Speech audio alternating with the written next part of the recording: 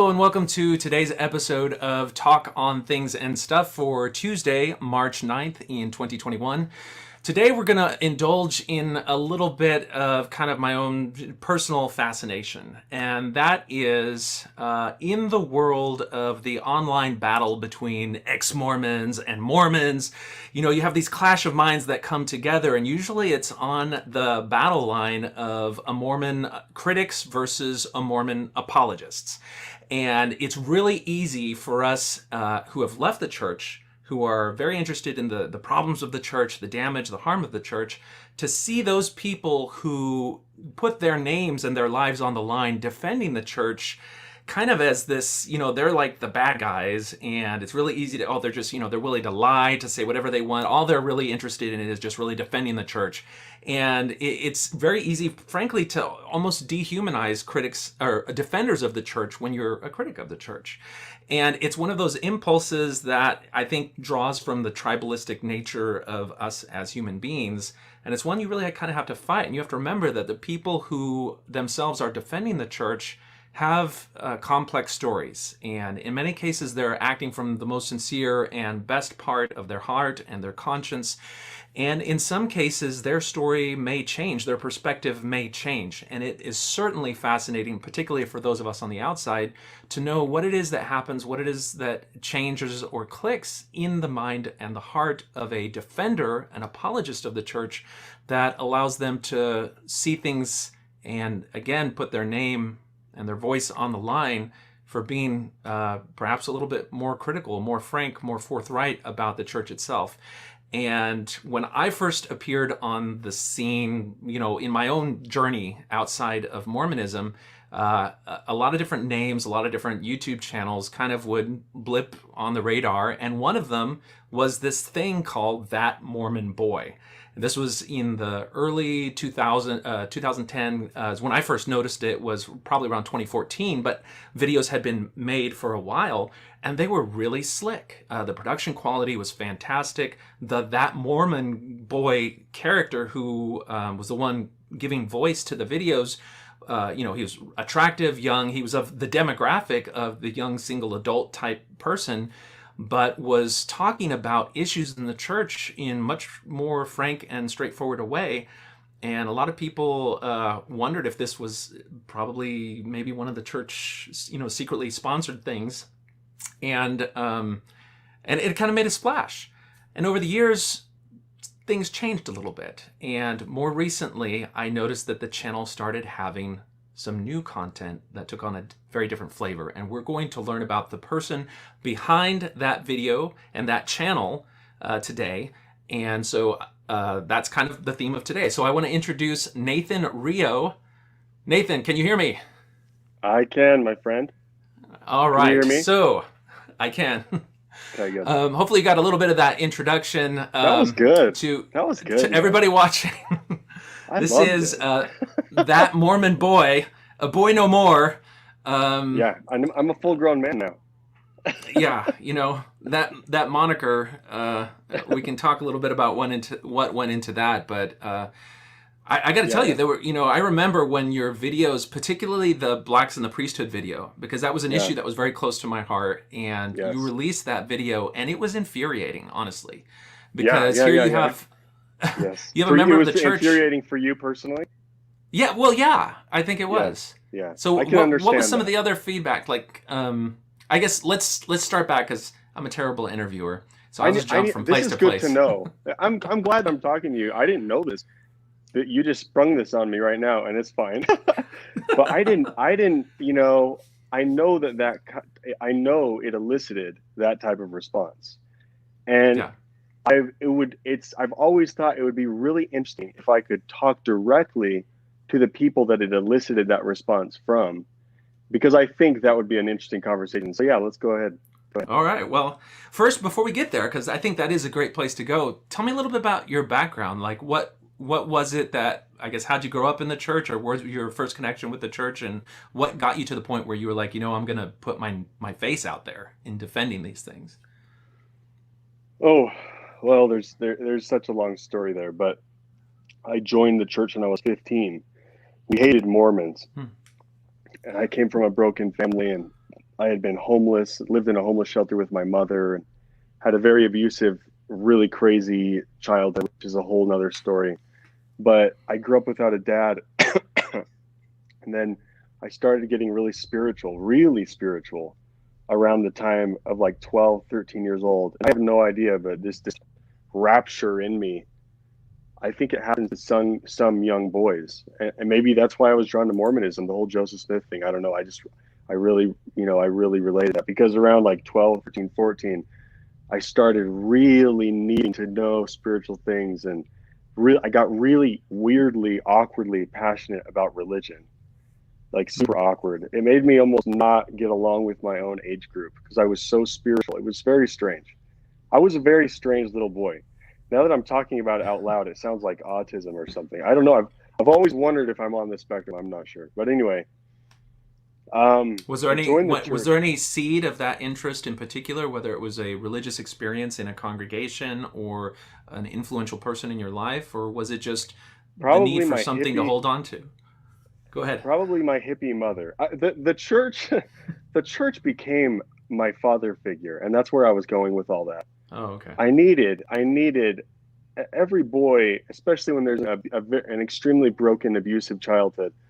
A little boy, I can only speak for boys, obviously, but a little boy like me really needed a dad, really needed a structure, really needed rules and explanations to things that I never got. And I've always felt confused, and I've always felt like kind of a loner because I didn't have a dad to teach me sports and basketball and how to figure out school and college. Like I never had people explaining that to me. And that's a very deeply hurtful part of my life, to not have a dad. And so I rebelled against kind of my own family, and my rebellion was joining the church. And as soon as I joined the church, man, I had a really powerful Book of Mormon experience when I was 13. I was like, what? I hated Mormons. I tried to get my friends to do drugs and everything. So I lived in Utah and I hated Mormons, but I opened up the Book of Mormon, 13 years old. And I was like, just wondering what the book was about. I was like, well, here's a Book of Mormon right here. Why don't I just read some of it? And I turned off the rated R movie that I was watching. This was what I used to like. I used to tell this to EFY kids. I'm going to tell it to you just like I told it to them. Okay, right? no, that's because it's a true story. Yeah, feel the spirit. But it's a true story, and it's a really cool story. But like, I turned off my little rated R movie, and I was home alone. I pulled open the Book of Mormon, third Nephi chapter 9. Now I know it was third Nephi chapter 8 and 9. I started reading, and I was like, oh, interesting, interesting. It's using biblical Old English language. Started reading it. I was like, oh, I can follow this story, Isn't that where Jesus Christ murders like all the civilization? Yes. In North America, right after he forgave everybody who killed the Son of God in Jerusalem? Yes. Yes. Okay. So yeah, the voice, the darkness, and the voice during the darkness, and then and all of a sudden I got this super intense spiritual experience start to happen. It was fascinating, and I'm a curious person by nature. And it started in the top of my head, and it poured down me, all down my whole body. It was this feeling of liquid light, love, and indulgence filled me. It was like it was probably the first major spiritual experience I had ever had in my life that I could positively identify as, oh, I'm definitely having a spiritual experience right now. Like, this is spiritual. And so that's the sense that I had when it happened. And then I was holding the Book of Mormon, and I knew instantly, I just had this knowledge that the book is good. The Book of Mormon, the book that I have in my hands, is good. It's good for me. So it was a very, very, and then I started, as a 13-year-old boy who didn't want to cry or anything, I just started sobbing, and it was this beautiful moment of love and connection with the divine. And it was so beautiful. And I had heard Mormons talk about the Holy Ghost or the Spirit or whatever. So I assumed that that's what I was having. I assumed I was having a Holy Ghost experience with the Book of Mormon. And it seemed to confirm. For the context Had you Yeah. met with the missionaries yet? Had they? No. Uh, No. okay, so this Book of Mormon, how did it fall into your hands?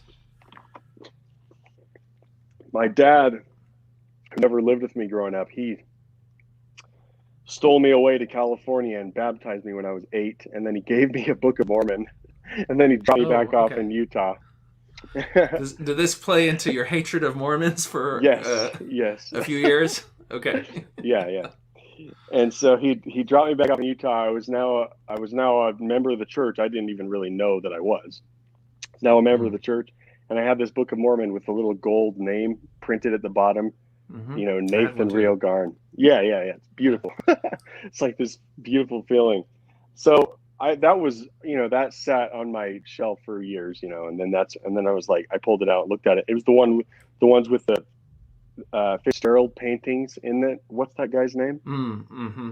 Martin Yeah, Freeberg, or so the Freeberg yeah, yeah, paintings yeah, of all the buff, muscular yeah, Moroni. yeah. Super lean Nephites. But anyway, So yeah. yeah, how did that experience kind of was your sort of baptism by fire of the Spirit into Mormonism, and that carried you into attendance and membership, or where did you go from Yeah, there? so I continued to hate Mormons and I didn't want to join the church. I hated organized religion, even at 13 years old. And then gradually I thought, but I kept the Book of Mormon with me like a token of good luck because I had this spiritual experience with it. So I carry it in my backpack. I loved the Book of Mormon, hated the Mormon church. But over time, I decided to start reading the Book of Mormon. Just like Mormons say, as Mm-hmm. you read it, there's a power and you start to change and become converted.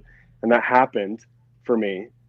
And then I decided to join the church and go all in. And then the most exciting thing in the world for me was serving a mission. And so when I was called on Mm. a mission, you got to understand that was better than high school graduation. That was better than getting my Eagle Scout. Serving a mission for a fully invested Mormon like I was. And I mean fully, literally, truly dyed in the wool invested. No amount of anti Mormon literature, as you soon will see, would take my testimony away, right? Mm-hmm. Mm-hmm. So went on a mission. I became a pretty good missionary. I loved it. It's all I wanted to do. Never once thought about coming home or throwing in the towel. But Where I did was you go? I went to Mexico. Did you serve? Okay. No, I didn't actually.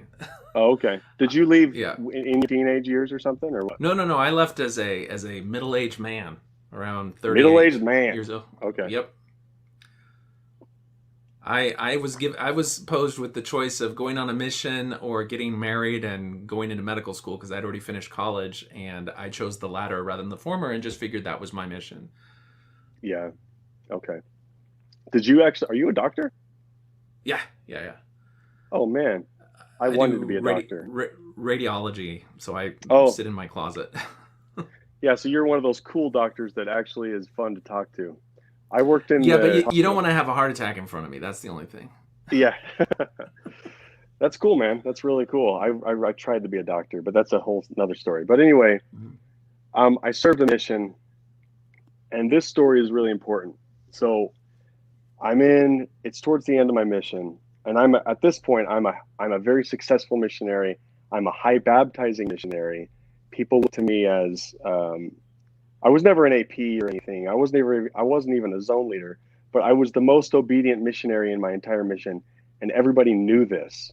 And that's one of the reasons I didn't become zone leader because people didn't like me because I was so obedient and so dedicated, and I was such a hard worker, and I baptized a lot of people. And um, where was I going? Oh, that we were teaching this young family, beautiful family, like I think they were like 19 and 20 years old. So a young couple, they may have had a baby or something. We just fell in love with these guys. They were our best friends. We were teaching them. We had a baptismal date. And then some Jehovah's Witness friend, some pesky Jehovah's Witness came and ruined it for us. He, No. yeah, I know. So I guess apparently one of their Jehovah's Witness friends brought them information that Joseph Smith had married multiple 14-year-old girls. Hmm. And and then they never wanted to ever talk to us again. Immediately they cut ties, they wouldn't answer their doors. And it was suddenly, I had my best friends ripped away from me at the end of my mission. And it was very, very painful. And I just wanted so badly to talk to them and say, that's not true. That's anti-Mormon information. And anti-Mormon information is false, and it generally comes from Satan. And it's just lies. You have to understand, anti-Mormon literature is just pure lies by people who want to destroy the church. Blah, blah, blah. Yeah. So I had on my mission, I had that, but I had this yearning, though, to correct the information. And I realized this is a legitimate thing because there's the internet. Because this happened to me in 2005, this experience. And I realized the internet had done that. Yeah. And so immediately my intuitive brain could start to work out what was about to happen to the church. Because if you remember, 2005 is like really when Facebook and YouTube started happening. So 2005, there was the internet before 2005, but in 2005, that's when communication technology and social media and global connectivity really just exploded. Yeah. So in a way, in my own brain, 2005 is kind of really the true birth of the internet that we have today. And the church had no idea what was about to happen to it. No idea. Yeah. So I get home from my mission. So that experience was powerful for me. And I think I just want to help people that are struggling with this because I can tell what's coming. I can see the tidal wave immediately. And I can also turn around and look up towards church leaders and I can see they have no idea. Now, side note, from the time I joined the church at 15 years old, I was telling teachers and seminary teachers, I was like, you shouldn't say that's not necessary for your salvation. That's not necessary for your salvation. You should stop saying that. I recognize. You're talking about when people raise controversial questions about Joseph Smith's activities and things like that. Any uncorrelated. Yes, a frequent kind of what people would say is a thought-stopping technique or a thought-terminating cliche is, well, that's not important for your salvation, so it doesn't matter if it's true or false. Focus on this other thing, the love of Christ, I mean, it's very insidious. It's super insidious, and it's damaging on every single level. It's a horrible, abusive, very culty practice. There are super culty things in Mormonism, and we have to acknowledge that. Like both faithful, active, post-Mormons, like everybody needs to acknowledge that there genuinely are just across the board bad practices. So anyway, that was one of them, and I kept telling people, just don't. That's not a good way to handle questions. So I could see that the church leadership was totally unprepared for the internet. Yeah. And so, long story short, I jumped in right off my mission, 2006, 2007, to all of it. Okay, Blacks in the Priesthood, Mountain Meadows Massacre, and I very quickly became informed on pretty much every single issue, there's like 72 different issues that are generally the most common ones, and I became familiar with all of those.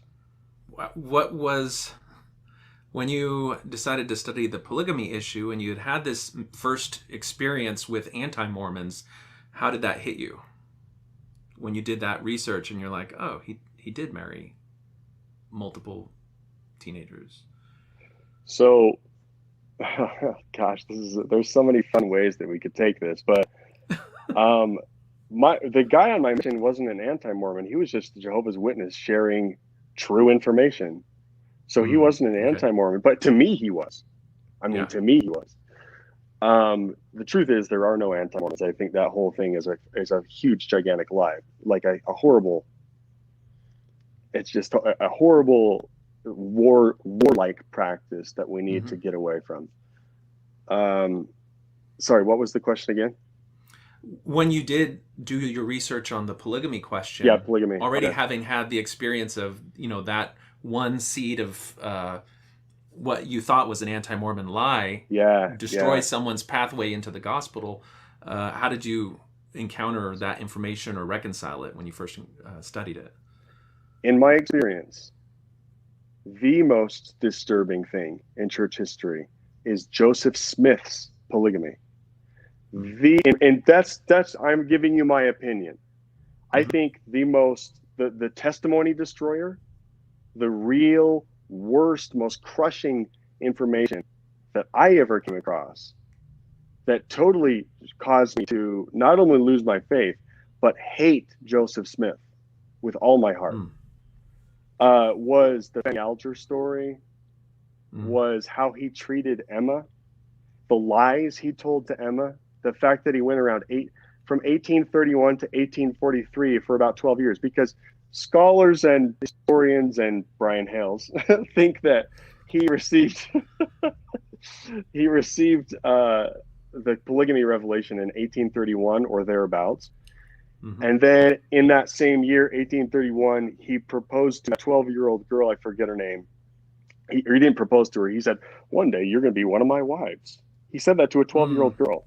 How creepy is that? How creepy is that? And so obviously, if he's approaching 12-year-olds and talking about romantic marriage with 12-year-olds, or temple or spiritual marriage, whatever the heck he was saying, I think it's safe to say he was practicing polygamy at that point. I consider, even though he wasn't married at that point, if he's actually going out and planning it and setting it up and grooming people and doing stuff, I'm going to go ahead and say he was practicing polygamy. In my mind, he started practicing polygamy in 1831. That, I know no one's going to agree with that, but that's just my personal opinion. He started practicing in 1831. I know that he got married to Fanny Alger in like 1833 or 34 when she was 16 or 17. But I think he started practicing it at around 1831, my opinion. And he goes 12 years from 1831 to 1843 when they finally wrote Section 132, the Revelation on Polygamy, lying to Emma the entire time. He was lying to Emma.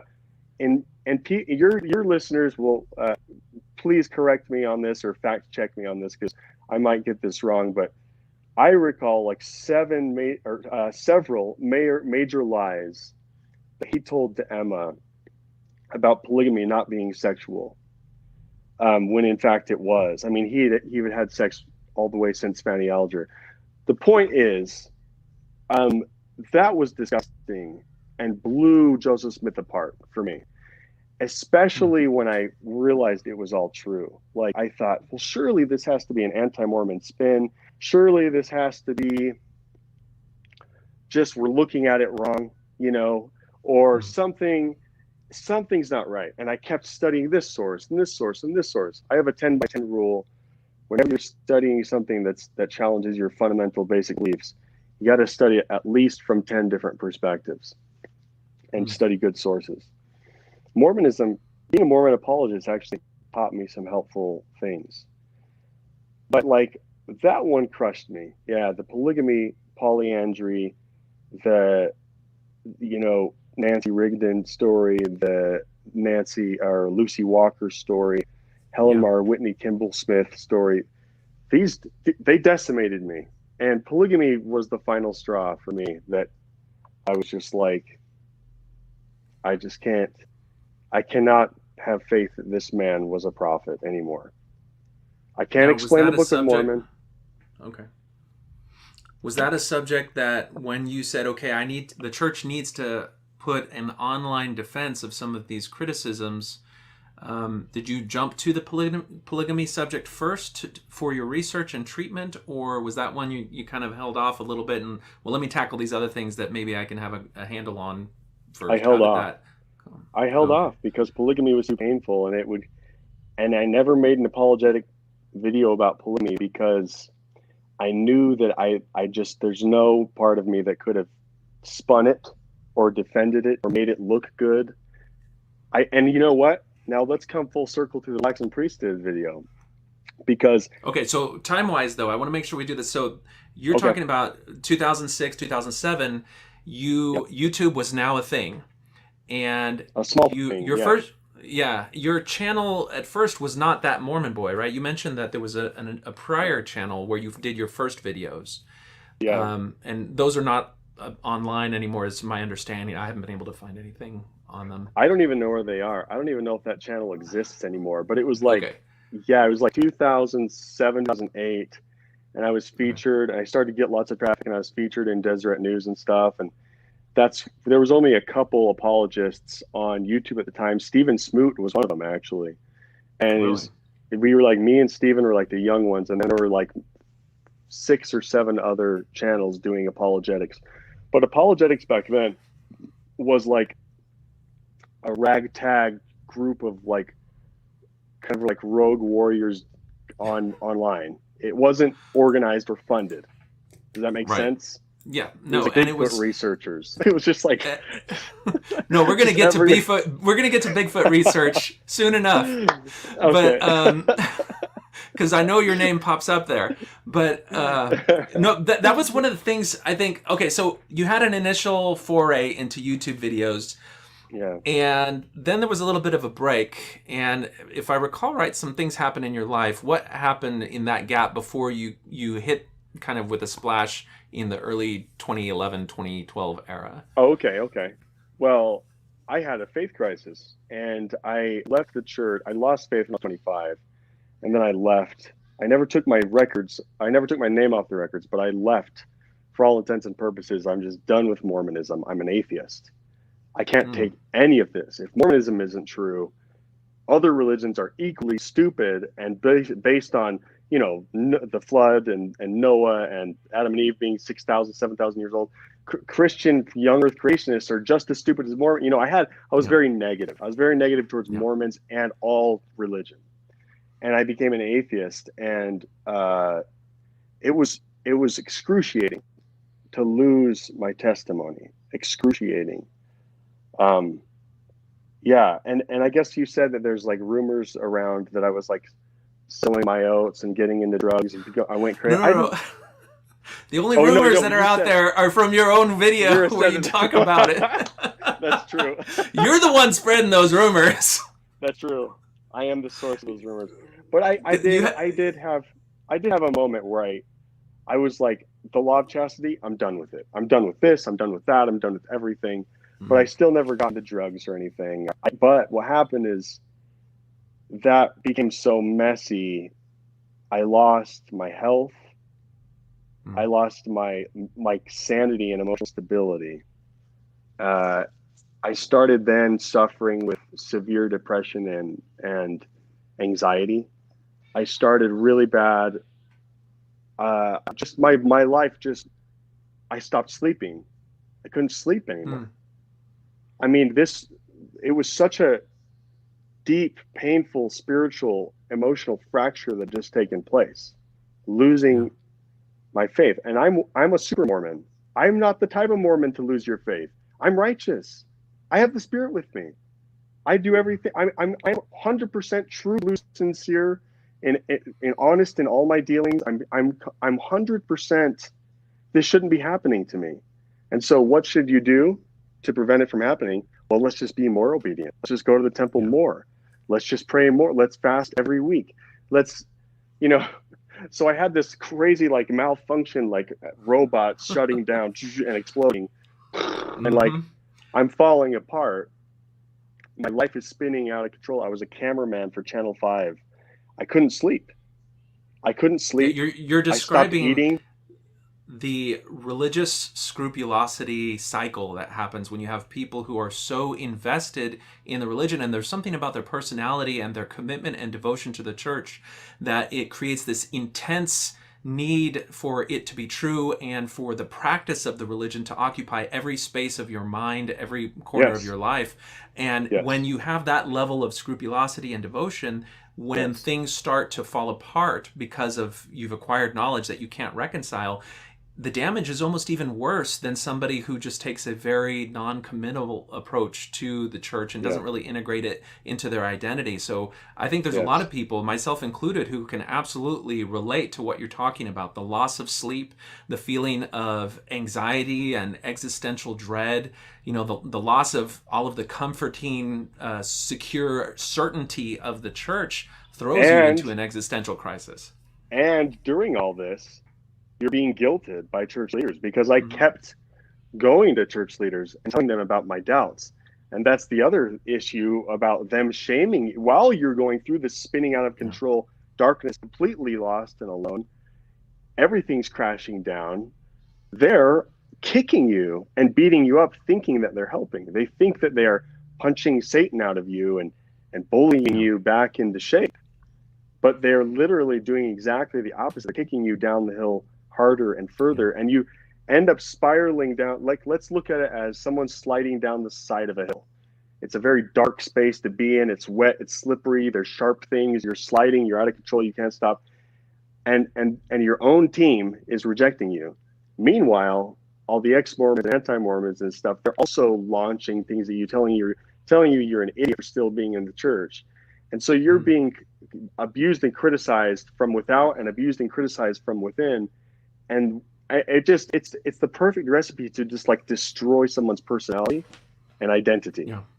It just like vaporizes emotionally. I was broken. I mean, to this day, I still have PTSD from that. Really, truly. People, well, when I want to go ahead. I just want to interject. I want to identify and acknowledge that point that you made, where critics of the church, when they personally attack people who themselves are in the church, you don't realize in some cases how damaging that can be when you do it in a way that specifically insults the person. Yeah, Shaming. Exactly. Because as a critic of the church, you do not have to personally insult somebody who finds faith in the church by calling them stupid, by calling them ignorant, by saying they have their heads in the sand. Like, it's completely possible to engage in a dialogue about the church, identifying problems without going to that level of personal criticism and invectiveness, because you will lose, not only is your ability to dialogue diminished, but on top of that, you're going to end up making an enemy rather than when you could have made a friend, and you're going to end up, if not triggering defensiveness, then causing further silent harm, as you allude to. So, and I'm not a victim, guys. I don't want to come across like I'm like, oh, poor me, everyone was hurting me. That's not at all what I'm trying to say, because I'm not a victim. I got involved willfully in the public arena of apologetics, really trying to help people. And you might think that the purpose of my channel was to show the world that Mormonism wasn't so bad using apologetics. And that's the story that I wanted to sell to everybody. But the real story is, the real reason that I wanted to have the channel in the first place was to show the church and the whole Mormon community that you could discuss these things without being a douchebag, and you could discuss these things without saying it's not necessary for your salvation. I had to use apologetics to like appeal, to like speak their language and stuff, but I wanted to show, look at me, look what I'm doing. I'm holding this subject right out here. No one's mad at me. No one, no one's getting upset, and I can talk about this. So that's what I wanted, because I saw the tidal wave of apostasy, or people leaving the church. I saw that coming. So let's back up. So I left the church, lost my testimony, everything. That went through that painful, suicidal. It was freaking horrible. Ended up in a drug addiction, Adderall. Came back to church, still on Adderall, but I came back to church. Oh gosh. What was the thing that changed? What clicked in your mind where from the anger, the atheism, the despair, the depression, to say, well, maybe there's a place for me back in church? What crossed that threshold? Sorry, that's a good story to tell. So that's a good part of the journey. So I couldn't grab Joseph Smith and put him back together Like he had broken. The statue I had of Joseph Smith in my mind, this picturesque leader, beautiful prophet person, it had crumbled. And I tried to collect the pieces. I tried to glue them back together, but I couldn't. Like, I'm incapable. I was incapable of believing in the Book of Abraham. I was incapable of, believing in the literal historicity of the Book of Mormon. I tried.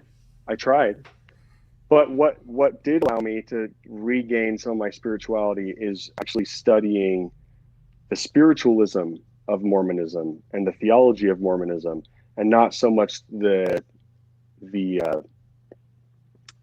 doctrines and truth claims. So I started researching because I was homeless. I became homeless again.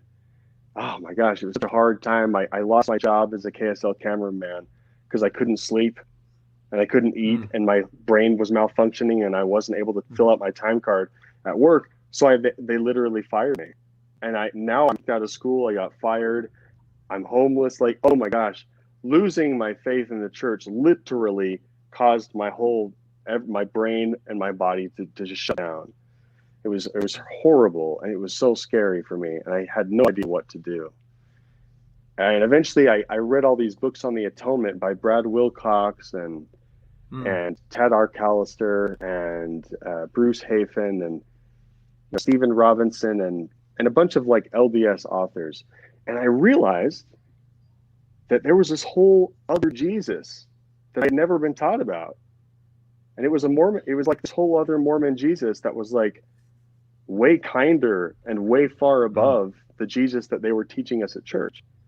And I was like, okay, that's attractive. Maybe I can join the church again, believe in Christ and God, and not really care so much about my broken testimony of truth claims. So then I did. So that's when I came back to church. I'm like, I'm going to give my spirituality another try. I can't put the truth claims back together. And that's when I started That Mormon Boy. Okay. Because so now we're in 2012. And now again, post-faith crisis, kind of still in it, but mostly post the horrible part.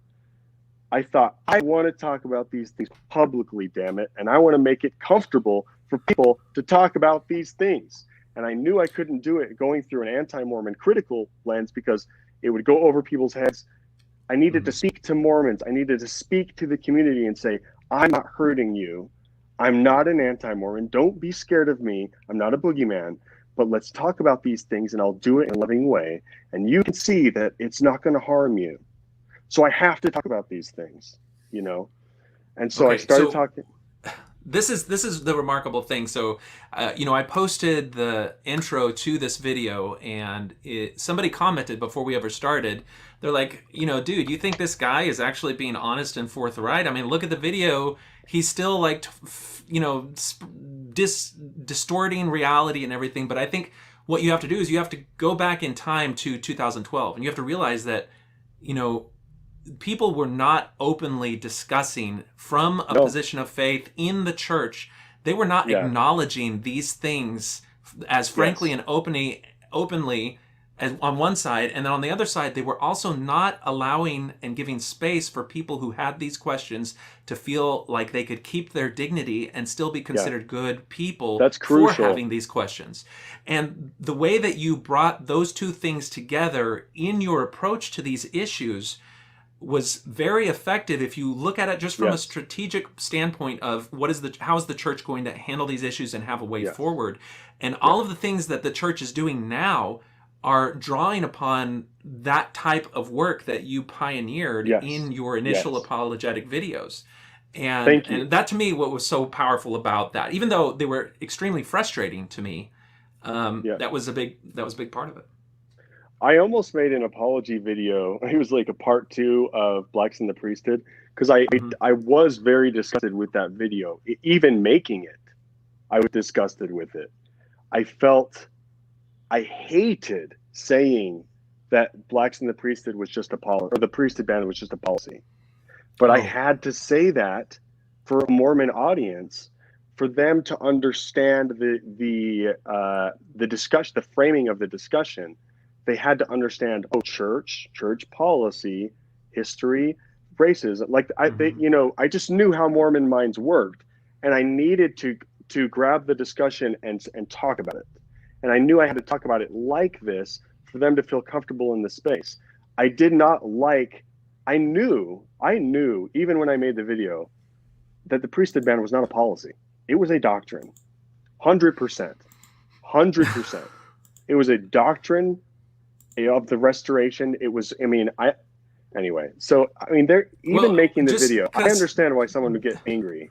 I understand why. So there's people in the audience that maybe don't see it. So I want to, let's just show a little bit of that so that we can get a sense of what you were talking about. Oh, be nice to me, man. So, be nice to no, me. no, you're going to be fine. Dude, you have every right to be proud of this work, all right? This is early YouTube stuff, and you're doing great. Be nice. Oh, hold on. When I listen to stuff, I usually listen at twice the speed, so it's going to be 4 times the speed if I listen to it. All right, let's... Just go like in the middle or something.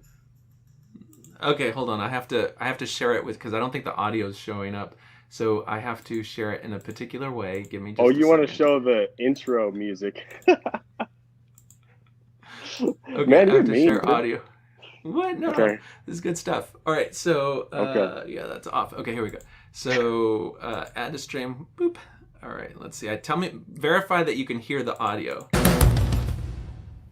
Hey guys, what's up? This is Rio. In this video, I want to talk about a time when black people were not allowed to hold the priesthood in the Church of Jesus Christ of Latter-day Saints. All right, so we got to say it first of all, this is a good-looking guy. Like, if the church was going to be like, we need to get somebody who all the sisters in the young single adult swords are going to totally take this as gospel, Nathan Rio is the guy. And not only that, but he's going to appeal to a broad demographic as well. And so I remember that was like one of the things when these videos hit. I was like, this is a suave looking guy. Like, I'm just like a middle-aged man. People aren't going to listen to me when they got Nathan Rio to listen to. No, listen. I have to tell you this. You know what I was going for? This is why I quit my last channel and started a better one. I was going for like Ensign magazine quality pictures. Okay. I wanted Mormons to feel comfortable. So I wanted them to feel like they were in the Ensign magazine, right? Okay, like, you did. Colorful. That was what really, that totally jumped out on these videos, is like the quality of it. You've got clearly what seems to be a 3-point lighting setup. You've got a tight depth of field so that the background is blurred out. These are all like the hallmarks of a well-produced video. And I remember like even myself on Reddit was like, this has got to be sponsored by the church, because there's no way that just some schlub with a camera is going to be able to put something like this together. Yes. And on top of that, you've got a spokesperson who's clearly a model, so he answered some sort of call thing that that they're like, hey, we need to have a good-looking guy to banter about and defend the church. So we just thought this was a crafted thing. But so when you say that you used to be a cameraman for KSL, so that makes sense now. You've got the skills they hired me to set this up. No, okay. I did. Do you see what I mean? Listen to this. I took my YouTube channel so seriously that I worked at KSL as a means to learn about how to produce my own YouTube channel. Okay. It wasn't like I was using my YouTube channel for a career elsewhere. I was using a career for my YouTube channel because I took it that seriously. I wanted to deliver a beautiful discussion in a way that would make you feel so safe. So I knew that I needed to have the depth of field, the beautiful, the lighting, the blah, blah, blah, just to make people feel safe. And I wanted to just really talk to people. Look, yeah, it's true. I understand why people think, oh yeah, that's produced by the church. But the truth is, a really passionate, serious person would do that same thing. And that's what I am. I'm a very passionate, very serious person. Those videos were just as much for church leadership, and I know that they were watched by the apostles, by the way, at least some of them. I know that for a fact. I think maybe all of them, but or at least some apostles. I know one apostle ended up giving a talk heavily referencing one of my videos that he was really offended by. And so I started off really apologetic, and then as I could see that society was expanding and they were able to comprehend a higher dialogue, that's when I started the more reformative videos for the church education for homosexuality. Okay, we're going to get there because that to me is very important as well. Let's see a little bit more of this just so we can get a little bit of the flavor of this. Was released in December of 2011. Was this the first one of your more cleaned up That Mormon Boy videos, or? Yeah, I think so. Yeah. Okay, so let's keep going here. Let's take a look. Let me give you the raw facts real quick. The LDS Church was organized in 1830. At first, there didn't seem to be a defined policy on whether black people could hold the priesthood or not. That nose scratch was the big tell. Was it? It's like a defined policy. All right, let's keep going. In fact, several black people did hold the priesthood, served missions, and even held positions of leadership. People like Elijah Abel, Joseph T. Ball, a few other black men held the priesthood, Isaac Van Meter, Walker Lewis, Green Flake, and a few others. So right off the bat, you are putting out names, each of which has a significant story in Mormon history around the issue of race. And you're introducing the church membership to these stories by listing them that, should cause them to say, well, wait a second, is this true? Let me go back and learn about this stuff. Because, this is how Sisters in Zion, and I don't know if you're familiar with their social media presence. It's a couple of converts to the church. I think their background is Pentecostal. I believe they're converts, or at least their families from that background. And they're black sisters in the church that are very outspoken on the issue of race. And they do a very effective job of showing these stories, bringing the stories, and then showing you the context historically. And you're summarizing that here. But again, these are, stories that I think this is before the gospel topic essay. It's like 2 years before the gospel topic essay that really did what you're doing here, which is saying, the history of the church is not simply, blacks could never join the priesthood. There was a time where they could very early on. So I think that was admirable about the video. Thanks. Let's keep going here.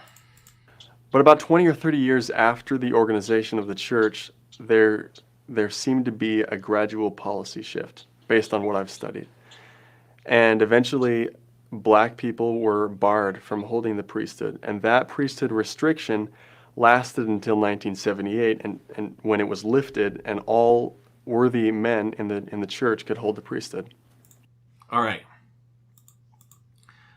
So the infuriating part about this, I think a lot of the times when ex-Mormons look at this issue and then they hear this type of defense, I feel like, he's minimizing the real impact of the priesthood ban.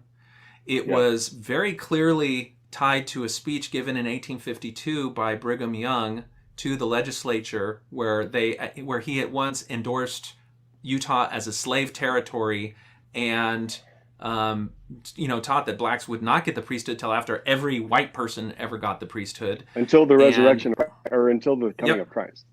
Yeah, exactly. And that this, was, if these men claiming to speak for God couldn't see the universal truth of equality of all men and women before God, then it impeaches their religious authority in the first place. And if you don't acknowledge that, you're just going to let them continue to harm people who they, through religious edict, are going to marginalize. And we see that on how they treat LGBT people. And so just like, from the ex-Mormon perspective, any defending of these men is perpetuating harm on other marginalized groups that may happen from the same authority. Because you're not just defending the men, you're defending the authority. And that authority reaches into the present day, if that makes any sense. Yeah. Well, I wish, again, I wanted to make a video several years later when I no longer felt that this apologetic style was necessary. I wanted to make a more real video and say, okay, guys, now I want to tell you the real story about the priesthood ban. And I want to apologize for saying this, and this, and this, and this. Mm-hmm. But then I saw that everybody was being excommunicated and John Day Lynn was being excommunicated. And I just saw that the church still wasn't ready. Like there was so much, what was it? There was so much like pitchforks that it's still, but anyway, the ban was purely racist. And I knew that at the time that I did the video. But I feel, again, this video is for not so much to, God, how can I make this? I needed the larger church to discuss these issues. I needed people to be able to discuss these issues in a way that didn't make them feel evil. I needed to accomplish that. Because so in a way, I'm like a really in that sense, I was like a really, really pro, like kind version of of John Daylin. Like I was like a pre-Mormon version of John Daylin. Like, God, that's not a good. I don't know how to describe what I was trying to do. I was a wolf in sheep's clothing in the church. No, I wasn't. I wasn't at all. Well, because I was that's totally... how people would see John Daylin. I think for the viewers who maybe don't understand the significance of this, there's a general conference talk that from I think 2006 or something like that, where a general authority stands up and says, "How proud I am that the church from its beginning has stood against racism in all of its manifestations." Yeah. Like that's like the quote. And so the leaders of the church, this is the whitewashing that they are putting in the pages of the ensign, that's going to go into lesson manuals. That's their approach. And now 2011, you've got That Mormon Boy saying, listen, it's not that straightforward. You know, the history is messy. And we've got to come to terms with that. And even, I think, even charitably looking at what you're doing, despite my criticisms from a moment ago, you know, we can't expect the church to just like all of a sudden get to the point where it's ready to talk about these things. It's going to take baby steps. You got to do, as much as it sucks, like you do have to do diplomacy with stuff like this. There has to be people on the outside. There has to be people on the inside. There has to be people talking to the brethren. There has to be, all of us need to be trying to progress. All of us need to be fighting. All of us. You can't have all the fighting coming just from one direction. You need to have people telling the church, you suck and you need to progress. And this is not a fake issue. This is real stuff. And so, I mean, that's where I was coming from. It's not, and I know that video is so cringy. Believe me, it's cringy to me. It's probably cringier to me than it is to you.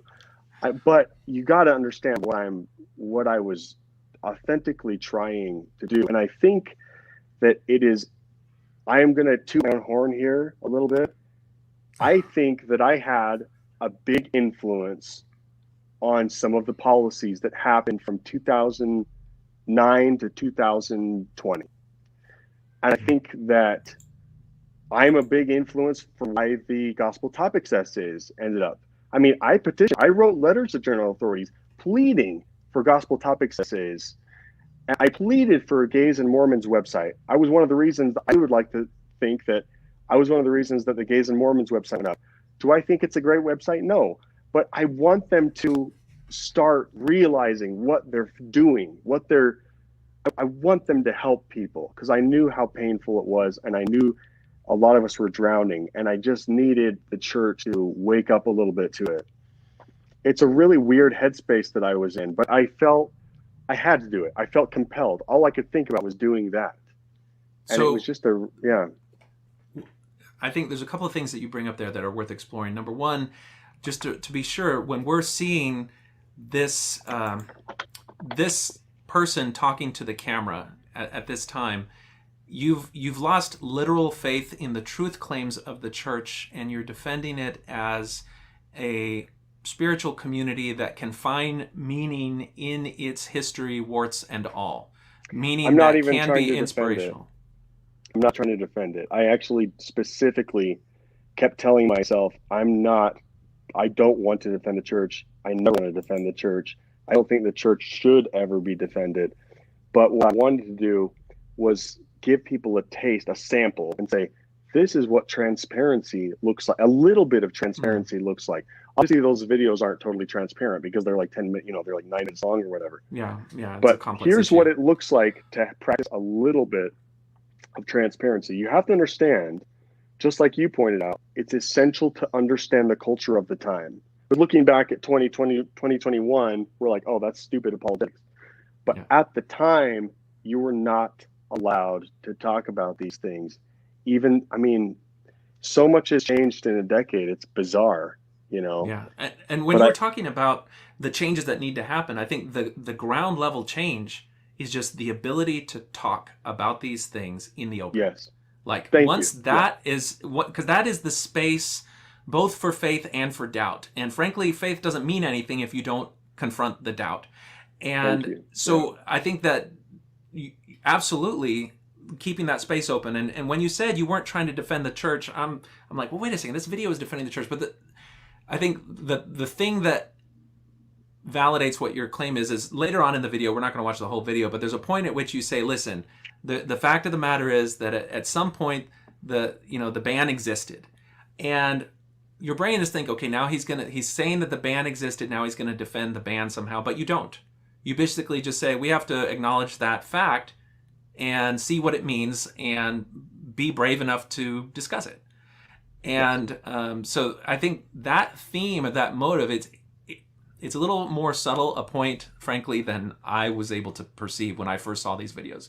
Because frankly, anytime I see anyone not pointing out the critical parts of the church, I'm already like, well, why are you whitewashing? Why are you defending these things? Like that's the mindset, particularly in 2014 when I first encountered these things that I would have on it. I honestly was not trying to whitewash. I honestly wasn't. It was exactly what you just said is exactly correct. How you just explained it. That's correct. So the other thing is you mentioned that on this video and on other videos, you've had some interaction or communication with the general authorities. Can you talk a little bit about the types of interaction that you had with general authorities and what you heard their impact was from your videos? I kept telling people, look, everyone's going to leave the church because we have no mechanism to combat what's coming. Our apologetics is nothing compared to what's coming. Nothing. We have this whole culture of like, don't talk about it. It's anti-Mormon literature. Avoid it, like pornography. All of that needs to change. And we need to change fast, guys. We need to change fast because you are losing. You're going to lose us. And everyone thought, who is this kid? You're not a prophet. Shut up, dude. Don't tell the church what to do. You know, you're not the prophet. They're the prophets. They're going to, if something needs to change, God's going to tell them, and then they'll do it. And I'm like, yeah, that's not how it works. It's like they should be asking for help from my generation. But church leaders also, I kept writing to general authorities, writing people being like, you really need to change some stuff. You need to update the institute curriculum. I met with all of the institute directors. I basically connected with them. They invited me in, and I listened to them over all of church education and curriculum, and the people over correlation, and the people over the church education system. Or did I already say that? Like all campuses, all education campuses, and also the church education system, and also the curriculum. I met with these people, and I was talking to them, and I was bringing these issues. I went there to teach them, and I kind of got heated, and like I was like, you guys need to change. And this is in the church office building. Like, I love you guys. I know that you're struggling with this. Maybe you don't think it's a big deal. Maybe you think the Lord's going to make it better somehow, but it's not how it's going to work. The internet's coming like a tidal wave, and you're unprepared. So that's kind of where I was coming from. I wanted to minimize, not that I wanted the church to grow or the church. I didn't want anything with the church. I just wanted to minimize suffering of people, both losing their testimonies and leaving the church, and there's so much suffering. And then, that was my correspondence. I would like to think that I had a big part to play, or maybe a small part to play, in the updating the institute curriculum. That was a major victory for me. I think that took place 2016, 2017.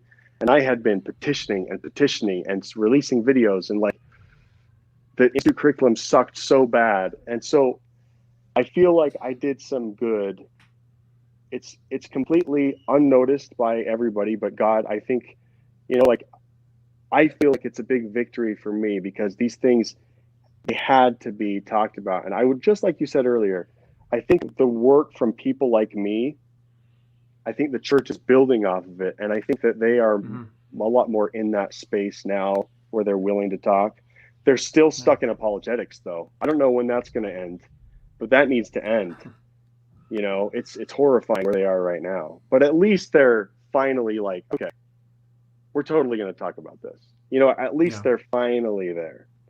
Yeah, and we've had general authorities. Yeah, we've had general authorities come out. Uchtdorf, I'm thinking of in particular, who've said that, you know, sometimes people who doubt or question the church aren't doing so because they're trying to be sinful or anything. They have legitimate questions, and we can still love them and see them as good people despite their doubts and questions. And that is the space that I see your videos kind of pioneering a way for, is just, you know, to give space for people who do doubt to maintain their dignity while they question these things. Now, there was another project that is alluded to in some of the media around here. This channel, That Mormon Boy, I think it was labeled Understanding Mormonism at the time, got some attention. Both it was exhibited, I think, in the Deseret News website, LDS Living linked to your YouTube page, and Northstar showcased one of your videos and alluded to a project that you and Ty Mansfield had done together. Can you talk a little bit about your work there? So it horrified me what the church did in 2008. Horrifying. You're referring to what? Gay marriage. Prop 8? The church's holy war on gay marriage, and going around and sending the apostles even to go and like talk to the public, talk to young church members and talk to the public about why they should vote against Prop 8 or vote for Prop 8. I can't remember what it was, but I remember Bednar teaching a room full of, I guess, young LDS people, like, if gay marriage passes, then they're going to teach it in schools. There's going to be like homosexual curriculum in schools or whatever he was saying, and it was so wrong. And I was just shocked and worried for the direction that the church was going in. And I could see, like, you guys are making all the same mistakes that we did that you guys have done in the past with blacks in the priesthood and every other stupid thing that you've been against. You're making the same stupid mistakes. I'm just watching the same movie on replay. I can't believe it. Like, when are you going to stop being wrong about everything? Like, I'm watching you fight birth control. I'm watching you fight like evolution at BYU. I'm watching you fight interracial marriage. Every single time there's a public issue, you guys are on the wrong side. So I was like, somebody needs to help the gay community in Mormonism. I have all these friends and stuff, and I was a thespian. I was in theater, so I have like a lot of gay friends. And people always think I'm gay anyway because I'm a very open person. So gay people have always come to me. In fact, most of my gay friends today, even today, are like 15 or 16 of my closest friends are gay. I've just always got, so I was like, I got to help gay people. So I started making videos about the gay stuff too. And I took them down. They were up for a couple of years, but I was very ashamed of those videos as well, because ultimately I did it to start a conversation, but ultimately I felt that church materials dealing with homosexuality were very damaging and dangerous. And, you know, I referred that video that I put about homosexuality, I was like, if you're gay and you're in the church, I love you. I know it's hard right now. Know that there's people that you can connect with and talk with, like, and you can read these books, but those books actually weren't very good books. So I took the video down, and I honestly feel this is kind of this whole thing is kind of a soft spot for me, because I feel really ashamed that I was that Mormon boy. I feel ashamed that I was ever involved with apologetics. But at the same time, I feel ashamed because I know that the public doesn't understand why I did it. But at the same time, on the interior, there's a part of me that knows it had to be done. And so a part of me feels like proud of myself. But I know that there's people like you that look at my channel like, oh my gosh, this guy drives me crazy. Like, the lies. He's peddling lies. I understand that. I really get it. It's just so much nuance that you really have to understand like the full context of what was happening in and around Mormonism at the time to understand why I did those videos. Anyway. Yeah, there was one video in particular where you talked about 12 different misconceptions about the church and its teachings currently at that date regarding homosexual individuals. Yeah, And, yeah. it's interesting to watch because it's a little bit of a snapshot of where the church was at that time. And if I recall correctly, this was before there was even a website called Mormons and Gays. That was the first time that the church ever made an official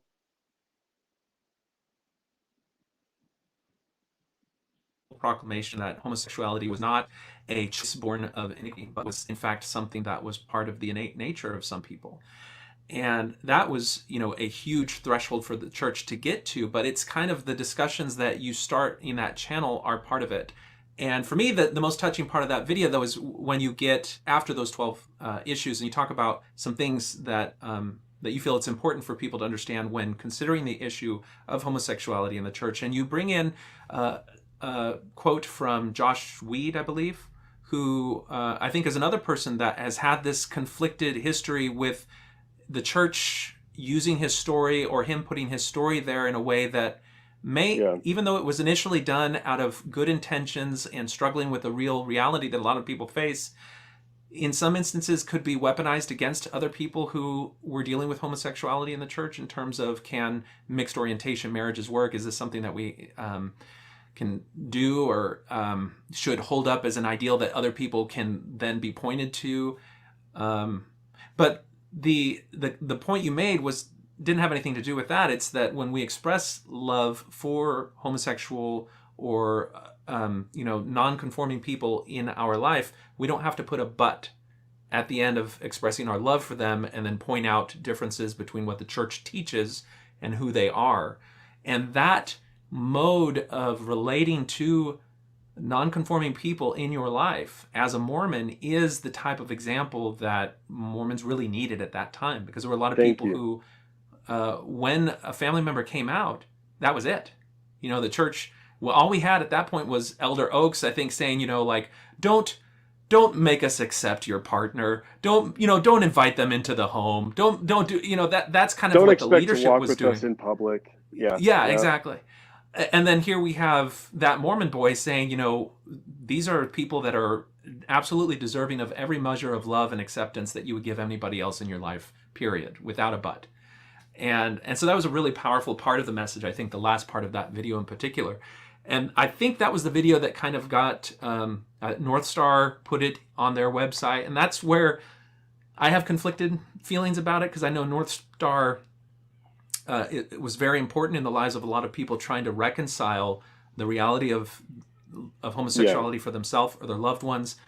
But then there's another side to it where people see it as furthering the harm that the church does. What were your thoughts in all of that? I know. Well, I'm not. So here's gonna be my coming out of the closet. I'm gonna come out of the closet live on your show. I've never been gay. I've never ever been gay at all. Not even a little bit. I think that I'm not sure if that's normal. I kind of wonder. I kind of think that most people's sexuality is on some kind of spectrum. I would assume, but mine it never has been at all. And Ty Mansfield used to tell me, he's like, Rio, that's why you can understand the issue so well, why you have such empathy, is because you've demonized yourself first for your own sexuality, because Mormonism teaches you to do that in general. I take it very seriously. I wouldn't even take my shirt off in a hot tub. This part of your body is sacred. This part covered with the garment, so sacred. So I had a very sex negative ideology to begin with, and I dealt with a lot of shame. Even though I was not looking at pornography or masturbating or messing around with girls while I was in the church, I was totally straight arrow. I mean, I was so straight arrow. I took it so seriously. Now, I just want to point out to viewers that I think we talked a little bit about this beforehand. One of the reasons that this particular thing comes up is a lot of the times when your videos would be posted in ex-Mormon spaces, people would say, oh, he's gay. He's totally closet gay. Look at him. He's gay. And it was almost like using that as a criticism of this church apologist. And and What's wrong with being gay? I don't care. I don't right. care. Well, that's the thing. It's like, how did you see? Because I'm sure you read those threads. I mean, all you have to do is go Yeah, to Reddit and Google That I Mormon did. Boy, and you'll see the types of discussions that that people Yeah, had. yeah, I did. I did read them, and I was like, screw these guys. They could think I'm gay. I don't care. I was like, what's wrong with being gay? But yeah, where was that? What were we going for before that? I Well, lost my way again. your story and that video was linked by Northstar in conjunction Yeah, with was it Voices of Hope or a project with Ty Mansfield yeah, we did that even Voices of Hope. preceded it. So what was that about? We went around, we interviewed people from all over the world. We interviewed gay Mormons from all over the world and told their stories. And the church ended up acquiring all those videos. I think we gave it to them for free and Really? using those videos to train stake presidents and leaders and LDS Family Services about gay people. So again, I know that I was able to do a lot of good within the church. Like there's progress. Somebody needs to be fighting for the progress on the inside. You can't just be fighting purely from the outside. Like there, you know what I mean? Like Yeah. I don't know. This stuff is hard to describe. And I could see that the church was Well, genuinely trying to, like some church leaders were genuinely trying to get a better handle on issues to reduce suffering. And my whole thing is like I just wanted to reduce the suffering. And yeah. so yeah, and it was really good, man. The Voices of Hope work that we did with Time Mansfield, regardless of what you believe about North Star and everything, we helped so many people. And I don't endorse all of the teachings of North Star, nor am I even familiar with all of them. I myself have no real association with North Star. I worked with them to help them as a video producer produce Voices of Hope, and I loved doing that. It was a beautiful, beautiful time of my life that I was able to help. Doing that allowed me to deal with the trauma of my own sexual uh, crap that had come from Mormonism. So it was like really healing for me personally, just having so much trauma myself. I used to confess to bishops about like having dreams. Like I was Oh my so, God. oh, dude. I'm gonna go. I'm sorry, this is awkward, but Was like, any bishop like TMI? That's TMI for the interview, or were they like, okay, tell me sorry, what exactly did this wet dream involve? dude. Come on, you know that a bishop's not gonna say TMI. There was a time during growing up as a Mormon in the 80s and 90s, you were drilled on masturbation. You were drilled Oh on yeah, pornography. You were no, drilled I on remember it. masturbation and pornography. Every interview, they'd be asking you about masturbation. It was like this weird era, this weird time period that lasted a couple decades. It was like who was the author of the masturbation obsession? I have no idea. Uh, Kimball? well, Kimball certainly perpetuated it, and when you combine that with his expression in the Miracle of Forgiveness that it was a prelude to homosexuality, and Yeah, then the great homosexuality slash AIDS demonization of the 1980s, then you can see how that was like, oh, okay, this is, everything points to us making sure that we need to drill this down on on the youth of the day. And I lived through it as well. It was a big part of my own personal self-loathing as a yes, teenager self-loathing. and young adult, and absolutely processing that, seeing that you can see yourself not as a broken, carnal, iniquitous person, but as a normal Pervert. human going through normal human development is a big part of reclaiming, your sense of integrity and wholeness as a person as you move away from the church's dogma on this. So I can completely Yeah. understand how there's a sense of healing there. But I mean, to me, as early as you came out with these things, I came out of the church in 2014, and just even a few years before that, I remember it being very um, like even just considering homosexuality to be a societal norm and not something worthy of demonization was anathema to me, because the brethren told me God's what law and declared what was right and wrong, and that was clearly wrong. And so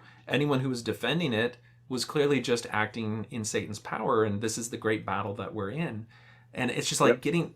being able to go from that mindset it's almost like, you couldn't even after I left the church, I didn't treat that issue for some period of time because I hadn't worked through it myself. Yeah. Yeah. And I just kind of check marked it as something that I don't understand. I'm not willing to condemn, but I really don't know anything about it.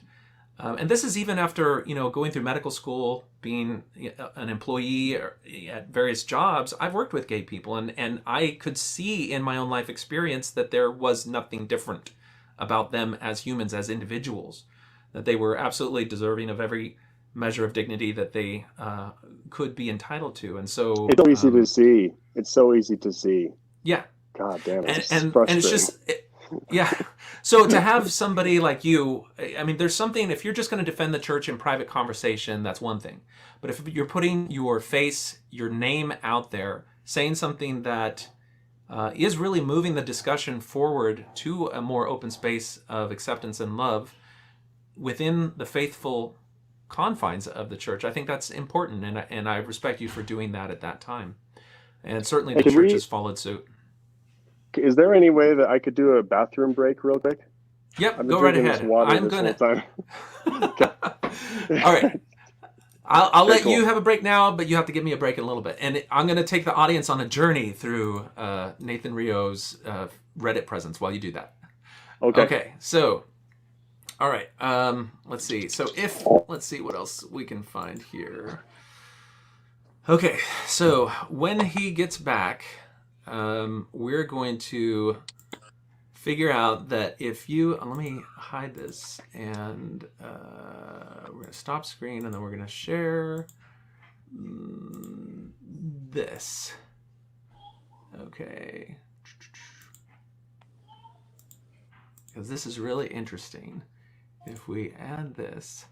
Okay, so if you go to Reddit and you type in Nathan Rio under the search bar, you're actually not going to find That Mormon Boy.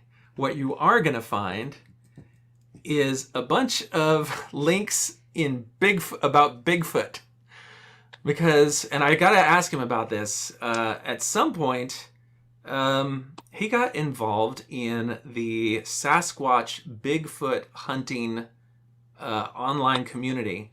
But this is not just like average Bigfoot hunting. This is like taking stuff for real. And I wonder if there may be even some Bigfoot apologetics in there, because the waking up experience from the world of Bigfoot apologetics has to have some parallels with the waking up experience from Mormonism.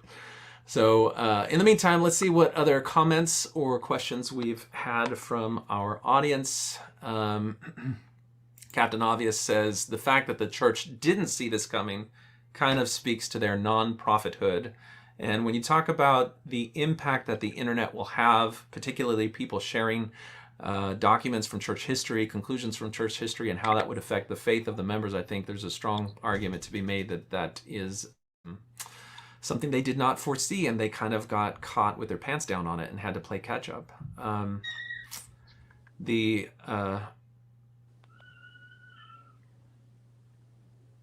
other comment, do you think if the youth were inoculated with knowledge of Joseph Smith's polygamy, that would make it so they didn't fall away later when they find out on their own? Well, I think we're going to find that out, because certainly the youth of today have been educated on that, so time will tell. I suspect that it will make them say, oh, I knew about that. It's not a big deal. Okay, he's back. Okay. Thank you. So while we were gone, we learned that you took a break from Mormonism and entered the wild world of the Sasquatch community? Sasquatch community. What in the world? When did this happen? All right, how did you get involved in that? All right, listeners, welcome to Cryptid 101. We're going to change the whole podcast from here. Is just going to go straight downhill. So I was in the heat of a really bad Adderall addiction. I went through one major faith crisis, lost my faith and my health, came back to church. Beautiful story there. Was an elders quorum president. But like I told you, like I couldn't hold the truth claims together, but I hold the spirituality together pretty well. But then eventually that kind of, again, like 2012-ish, 2013, another big faith crisis. And I was like, this time I was in the midst of an addiction. I was married. My marriage was kind of feeling like it was falling apart. I couldn't make the Mormon thing work. I felt guilty for that. I was in a really dark place. I was the owner of a solar company, a solar installation company. And I was having, and there were problems with my business partners and just my addiction and my poor health and my life seemed to be completely falling apart. And I was just going crazy. And I ended up talking to my nephew we had this weird conversation about Bigfoot.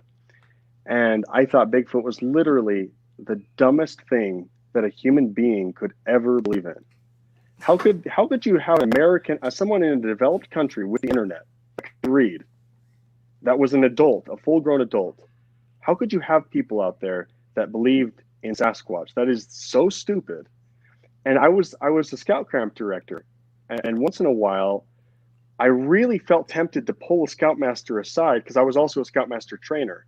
I'd be like, dude, shut up with the Bigfoot stuff. Like, it's one thing going snipe hunting, but don't talk about Bigfoot being real, man. That's not healthy for your kids. So that's I thought believing in Bigfoot was like worse than. Scout leaders were indoctrinating scouts with Bigfoot conspiracy theories. Once in a while, you'd have a wacky scoutmaster that believed in Bigfoot for real. And so it was just, you tell stories around the camp. I love scout camp so much. Oh my gosh. And so, I thought Bigfoot was worse than flat Earth. I thought it was the quintessential stupid thing that an adult could believe. And then I was in this dark place running my solar company, addicted to drugs, marriage kind of falling apart, faith completely unable to keep my Mormon faith together in any sense, demonized by the church, even when I'm trying to help people. Like, dark, just a weird place for me. My health is gone. My mind latched on to this Bigfoot thing because I ended up doing some research to prove to my nephew that Bigfoot wasn't real. And that's when I learned that for thousands of years, Native Americans hundreds of different tribes have been describing a hairy, upright creature, and that there's over 500 Native American names for it, and that many tribes absolutely considered it a literal animal, not a spiritual animal. And then I started noticing like sighting maps, like the same mountain ranges people were having sightings for hundreds of years. You had different culture. I mean, I could go on and on. I actually almost wrote a Bigfoot a book. I actually almost wrote a book on Bigfoot.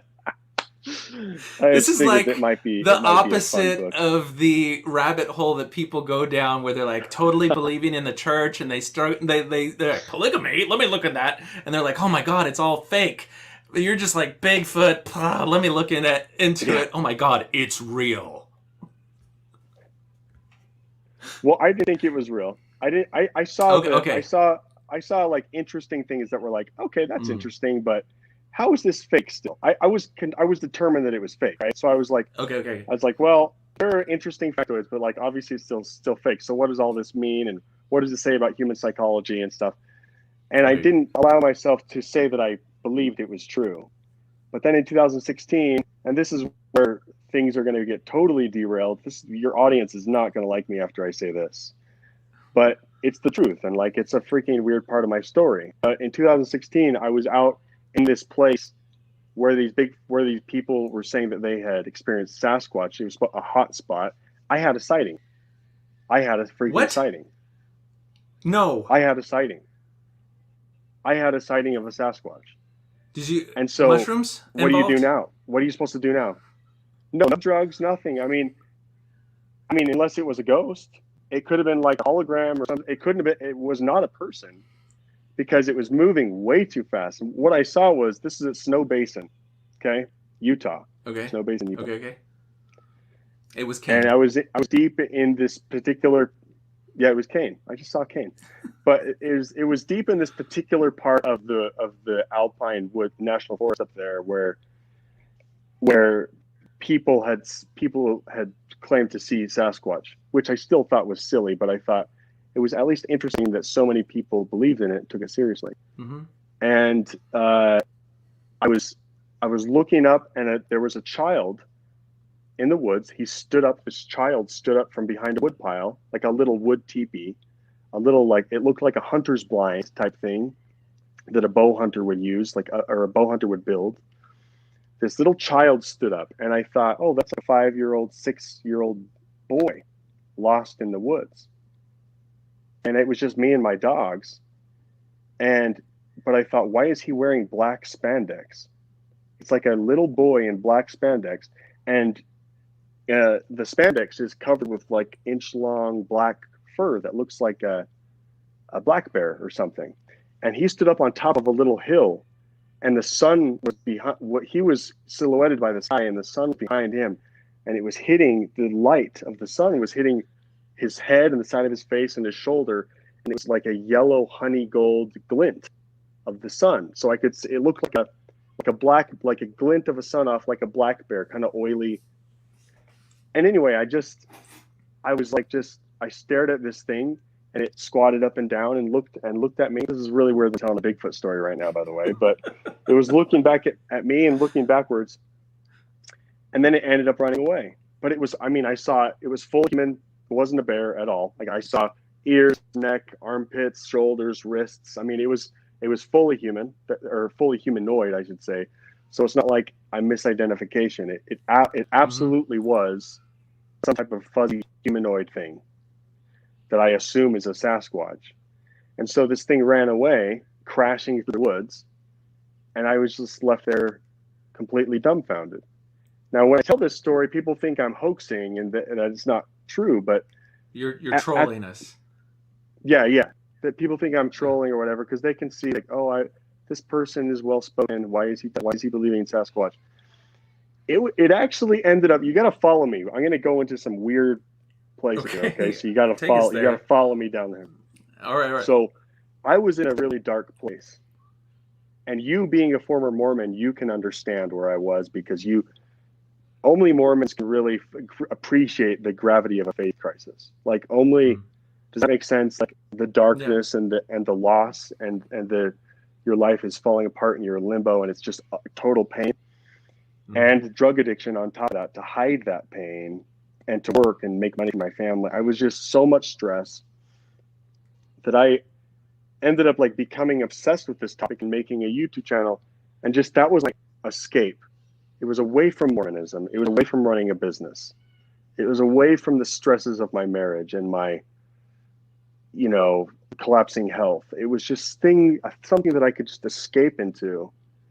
And my YouTube channel was, fun and successful for a time. And so that was fun. It was just a hobby. It was just a hobby that lasted, 4 years or whatever. But the healing, here's the part where it's weird. In a strange way, seeing a Sasquatch while simultaneously thinking that Sasquatch is the stupidest thing that a human could believe, and then seeing that, it's living cognitive dissonance, because I have to trust science, right? Like, science is real. I love science and I hate religion, and so I'm like a secular atheist, and I'm all about Neil deGrasse Tyson and Richard Dawkins and Sam Harris. I'm all about those guys, love those guys. I'm all about science. But wait, what the hell did I just had a Sasquatch sighting. And so it was a real trip, because I was like, how is that happening? And it was like, to me, I look at it as the universe was giving me a very personal and a very quirky, awkward, very unique gift to show me that there was a lot out there, that I didn't have to feel like, oh man, how can I describe this? I didn't have to feel trapped. I could expand. Everybody could be wrong about something, including even scientists. Something about that experience was very empowering to me. It was very empowering, and it actually took me out of a very depressed and negative space, and it helped my spirituality stand back up. It was it's a very strange roundabout way, I think, for me to regain a sense of spirituality. And it was very weird, but it helped me. And I don't think anyone's going to understand that. It's just a part of my own little personal story that's very special to me. But to everyone else, they're like, "Oh, this guy just believes in Bigfoot. It's like, screw him, he's weird," you know. And I don't expect anyone there to are believe in alien Sasquatch. sightings. There's alien sightings. There's Elvis sightings, and I think to me when I hear your story, I've spoken to people who claim to have had the second anointing in the paradigm of Denver Snuffer. I don't know if you're familiar with him, but he's kind of a neo-fundamentalist Mormon who talks a lot about the literal fulfillment of some of the modern day revelations about you can have a second witness or second anointing or second witness, I guess is what it's called, of Christ himself visiting you literally. And so I've talked to someone who feels this and who has this. And then you can see how these stories, when they are conveyed in community of people who love those experiences, and all of them are looking for those experiences, they immediately gather both attention, almost self-worth, even if it's a humble form of self-worth, to the individual who has the story, because it's kind of like you're the saints within that community. People are aspiring to have that experience, whether it's the witness of Christ or the witness of Bigfoot. And so, the people who can then come out and say, I've had this experience, particularly if they are normal and not some crazy kook who's, dressed up in hippie clothes or whatever, but just like a normal person, then there's a lot of psychological benefit that maybe happens and may play a role in your own psychology, accepting it, internalizing it, and legitimizing it, even if it's not at a conscious level. So that's kind of like the psychoanalysis of what that might mean to you. But like, how do you contextualize, even from your scientific side of things, do you see that experience as a literal experience? Do you see it as a metaphorical experience? How do you see it? Or do you just leave that question open? No. I don't see it as a metaphorical. I really did see something that was physical, that was real. I mean, just like seeing a dog or a mountain lion. If you're outside and you see a mountain lion, you're not going to classify that as a spiritual experience. So it's not like I had second sight or something. It's not like I saw it with my spiritual eyes. Whatever I saw, and maybe it was a hoax. Maybe it was like some sort of weird advanced hoax where there was a little boy in a Bigfoot costume that he was moving super faster than a human could move, and maybe somebody pulled him on a truck cable, and he was, I don't know, like maybe it could have been a hoax, but whatever it was physical for sure. Certainly physical. Are there people who hide out in these areas and like try to troll the Sasquatch community by dressing up and moving around to try to fake sightings? No. Okay. If you this is like a discussion where you'd actually have to start kind of researching the phenomenon to like have this discussion, but okay, I've been out in really remote areas, so no, it's not that. Okay. But it's okay. Like I don't need to talk about Sasquatch. We don't have to talk about Bigfoot, but it's unfortunate though that like here I am 36 years old and my gifts to the world so far have been Mormonism and Sasquatch. Yay! I've accomplished so much. Do not diss that. It is such a colorful part of your story that I know how hard it is for other people to perceive these things, because you've had to look at that issue from like Joseph Smith's perspective and things like that. Like, did Joseph Smith see an angel or have plates? And it's hard to get people to see things from the believer's perspective and not believer's perspective. But what I hear from you is that you've, regardless of whether or not it was real, it was a landmark in your life, and for whatever reason, it brought something to hold on to that affected every other part of your life. And I see, when I look at religion in general, I see it as having meaning and having a place in the life of people regardless of the truth claims. I think that, when you talk about coming back to the church and wanting to open it up so that it's a safe place to discuss all of its warts and all, but because there's something about the spirituality aspect of it, there's something about the meaning, the connection that you get from being in fellowship with other people in a religious context, I think those are real sentiments. And I miss aspects of my life in Mormonism that were composed of that. I miss the potlucks on Fast Sunday. I miss activities with the elders quorum where you could go out and do things. I miss campouts. There's all sorts of things. The things that I miss are those moments of connection with people who you had shared values with. So I think there's something very real to that. Yeah, I certainly don't ever want to pressure anybody to believe in Sasquatch. That's for damn sure. But it is just a weird, interesting part of my story that kind of lets you know kind of the weird, dark place that I was in.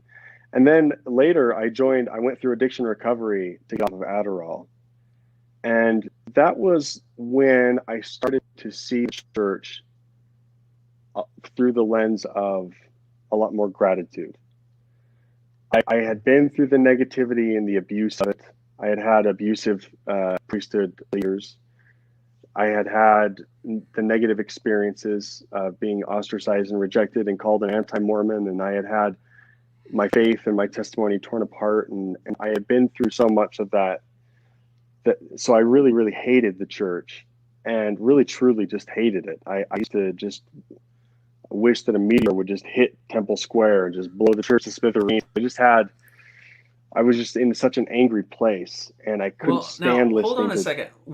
We talked about these That Mormon Boy videos, and then there was a period of time where no new videos were coming up, and I think one or two of them were taken offline. And then out of the blue, this video shows up where you've got something to say about the Institute program of the church and what you see as the harm that's being done with how they've treated the church's history, how they've taught it.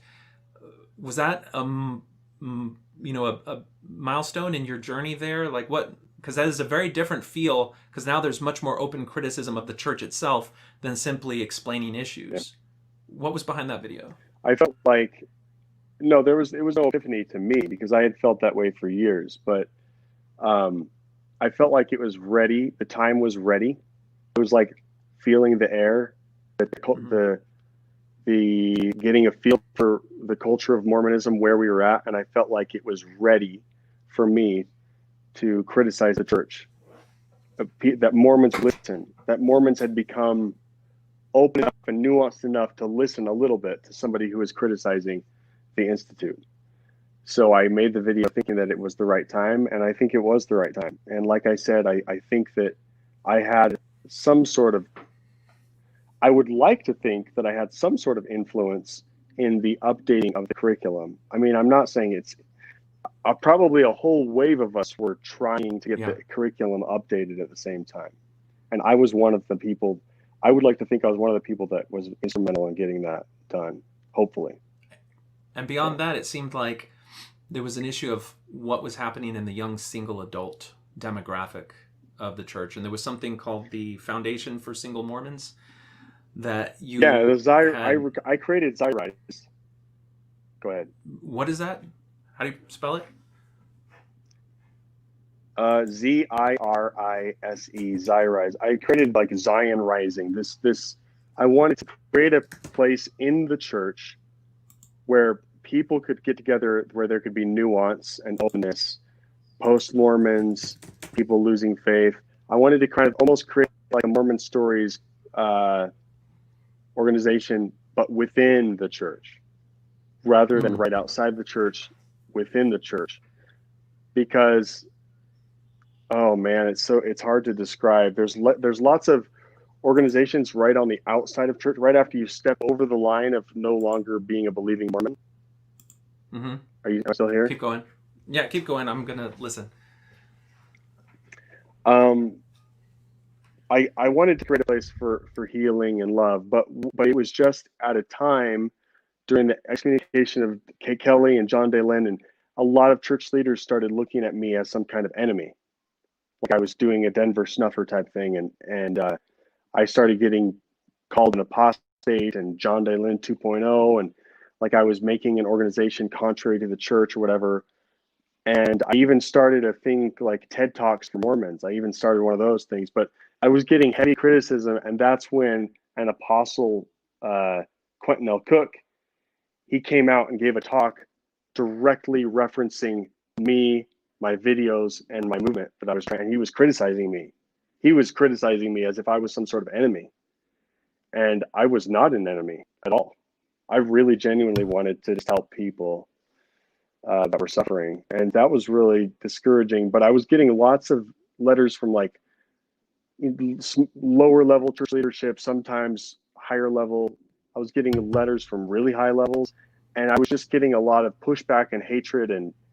And I was like, all right, I'm going to shut this down because I don't want anybody to feel like they have to choose between me and their faith. I don't want people to feel like this is I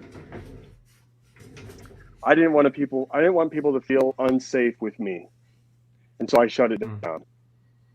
So I stopped doing that. It just wasn't ready. Really? What was the context of Quentin Cook giving that talk? Was that in a local setting, or was that in a more general setting? It was general conference. General conference. Oh, how did he refer to your stuff? He quoted my video a couple times, and then he said, some people out there are saying that, and he quoted my video that I just made, that we're hemorrhaging our members and that we are weaker than we've ever been. And he says, let me tell you, we are not weaker. We are not going down like the Titanic. We're not weaker. We're stronger than we've ever been. And these people are lying. And like, he tried to take several digs at me during that general conference talk. And a lot of people took notice. A lot of people wrote me and said, dude, he was talking about you. And I was like, I know he was. But I wanted to say, like, and I did say this publicly, I said, I never said that the church was dying or that it was on its last leg or that it was weaker than it had ever been. I'm just pointing out that my generation is leaving. That's all I was doing. Yeah. And so even with me doing that, church leaders still got offended and upset with me. Church leaders seem to be getting upset with me individually for trying to help people that they refused themselves to help. And so that sucked. And so I shut down Zyrise, and I thought, I want people to feel safe with me. I don't want to. Yeah. Anyway, so there's that story. Well, I see there's two sides to that, where it's one thing for Mormonism and the leaders to demonize the critics of the church. And it's very much the critics, everyone expects, even in the church, okay, you're going to keep space from the critics.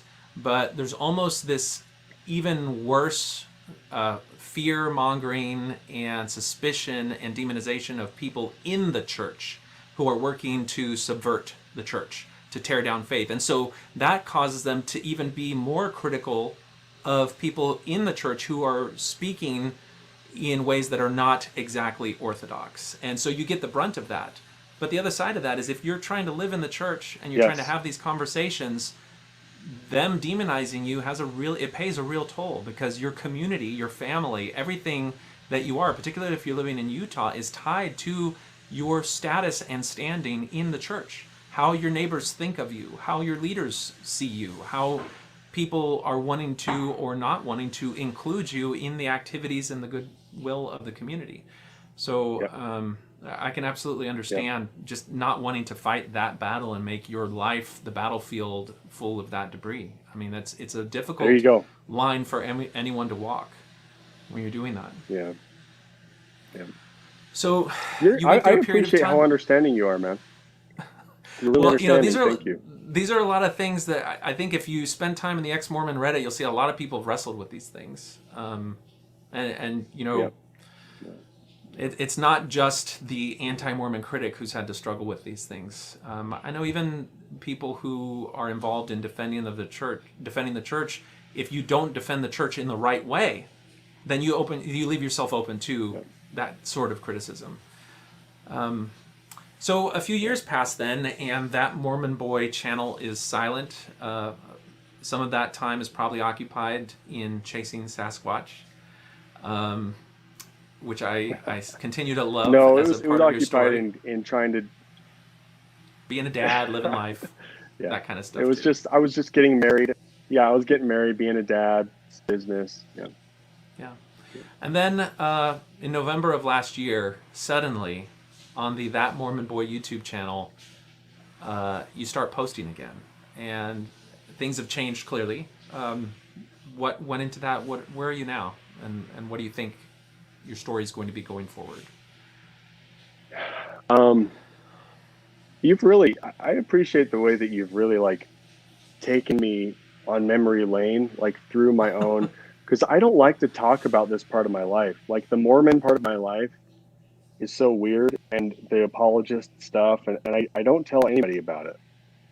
And so Really? it's weird to like that. It's weird talking about this, and I appreciate how understanding you're being about all of it. But right now, I feel like I'm certainly in a healthier place than I've probably ever been. And I am so thankful for that. And it's so nice. Um, I, I do not believe really any of the truth claims of Mormonism literally. I regard them as myths, sometimes helpful myths, sometimes very abusive, destructive myths. I mean, we've experienced both, right? Yeah. You've experienced the love and the beautiful community, and the structure of Mormonism creates a certain type of spirituality that's very beautiful. The authenticity within Mormonism is very, very beautiful and uplifting. There's so much goodness happening there. I look back at the church as a gift. I look back and see the church as a valuable gift, a valuable part of my life that helped me to grow and learn and become and gain certain attributes and to have certain postures and perspectives that have benefited me and helped me. And I see the church as a gift, but I don't, I can't believe in the truth claims because I've been to the apologetics. I've been to the scholarship. I've seen the arguments. And in my honest opinion, and honest is all you can be in the end, you just have to be honest. In my honest opinion, in my heart of hearts, in my intellect, I cannot, I do not feel honest and authentic in trying to pursue a belief in the Book of Abraham being literal. I can't intellectually reckon. I have to be honest and say, I don't believe that it's literal. That is honest.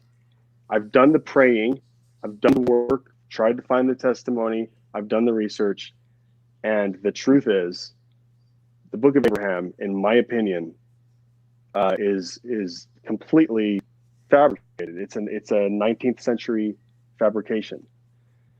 So that I really can't intellectually do anything else besides that because that's honest.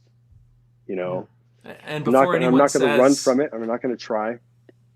yeah, before anyone Yeah. says, oh well, he's an Right. apostate, he holds this belief about the Book of Abraham. You just have to listen to Richard Bushman talk about the Book of Abraham, and he says that Joseph Smith was engaging in the act of pseudepigrapha, which literally means false writing. That he was writing as though he was an ancient prophet, but the material comes from within himself. And so, I mean, that's just another way of saying pseudepigrapha is what you've articulated there. And but what does that mean for you in terms of your family? I know that you said that your immediate family growing up, your dad was Mormon, but you were not. He wasn't really there in your life. Do you continue to participate in the community of the church, church attendance? What's your relationship with the church now? So I see the church as a gift. I love the church very, very much. You're never going to take that from me. No one's ever going to take that from me. I love the church very much. I love the spirituality of Mormonism. I love Mormons themselves. Mm-hmm. There's even a part of me that loves church leadership in some strange way. And that's where you're going to be like, oh no. But I do not excuse church leadership in any way at all for any of the dishonest things that they've done. But I also see and authenticity that they're trying to have. And I don't see sinister people on the field. I know that Mormons want us to think that John Dahlin is sinister, and a lot of like more angry post-Mormons want us to see church leaders as sinister. I don't see any sinister players. Again, it's, to me, I'm all about, I have to be honest with what I'm actually perceiving. And what I, Nathan Rio Garn, am perceiving is that there are no bad people anywhere. I'm seeing people try to do the right thing on all sides. Some of them are wrong, and that's the church. That's often church leaders. But then there are, I think, church leadership. I think they can get inspiration from God just as well, just like anybody else who pursue. I still believe in God, and I still believe that if anyone's sincere and they really try to approach Him and try and get inspiration, that they're just entitled to it as any other human being ever. So are church leaders capable of being inspired by a higher power? Sure. Why not? That's my new type of spirituality, is I have a much more open spirituality that I embrace. I very much, I feel like Mormonism is a very beautiful thing. And I have no interest in criticizing it or hating it, but it should be criticized. You know, what am I trying to say? I have no interest in like trying to destroy it or harming it or hurting people or telling people they're stupid, or I have no interest in that. But does Mormonism deserve to be legitimately criticized? Absolutely. And what they really need to do, and they will do this eventually, I mean, the writing's on the wall, is they have to embrace some form of internal protest and criticism from their own members. They have to create a place, and that still doesn't exist in Mormonism today. But probably in the next 2 decades, we'll see the church probably, Yeah, I think Oakes was the one that in the last several years said there's. Can you hear me now? Test. There you go. There you are. All right. Yeah, I think it was President Oakes that, in the last several years says there's no such thing as loyal opposition. And what you're talking about is that there needs to be room for people to oppose, dissent, criticize, not for the purpose of destruction, but for the purpose of reform, progress, and healing. Because that's really the only way that you're going to be able to move. Criticism.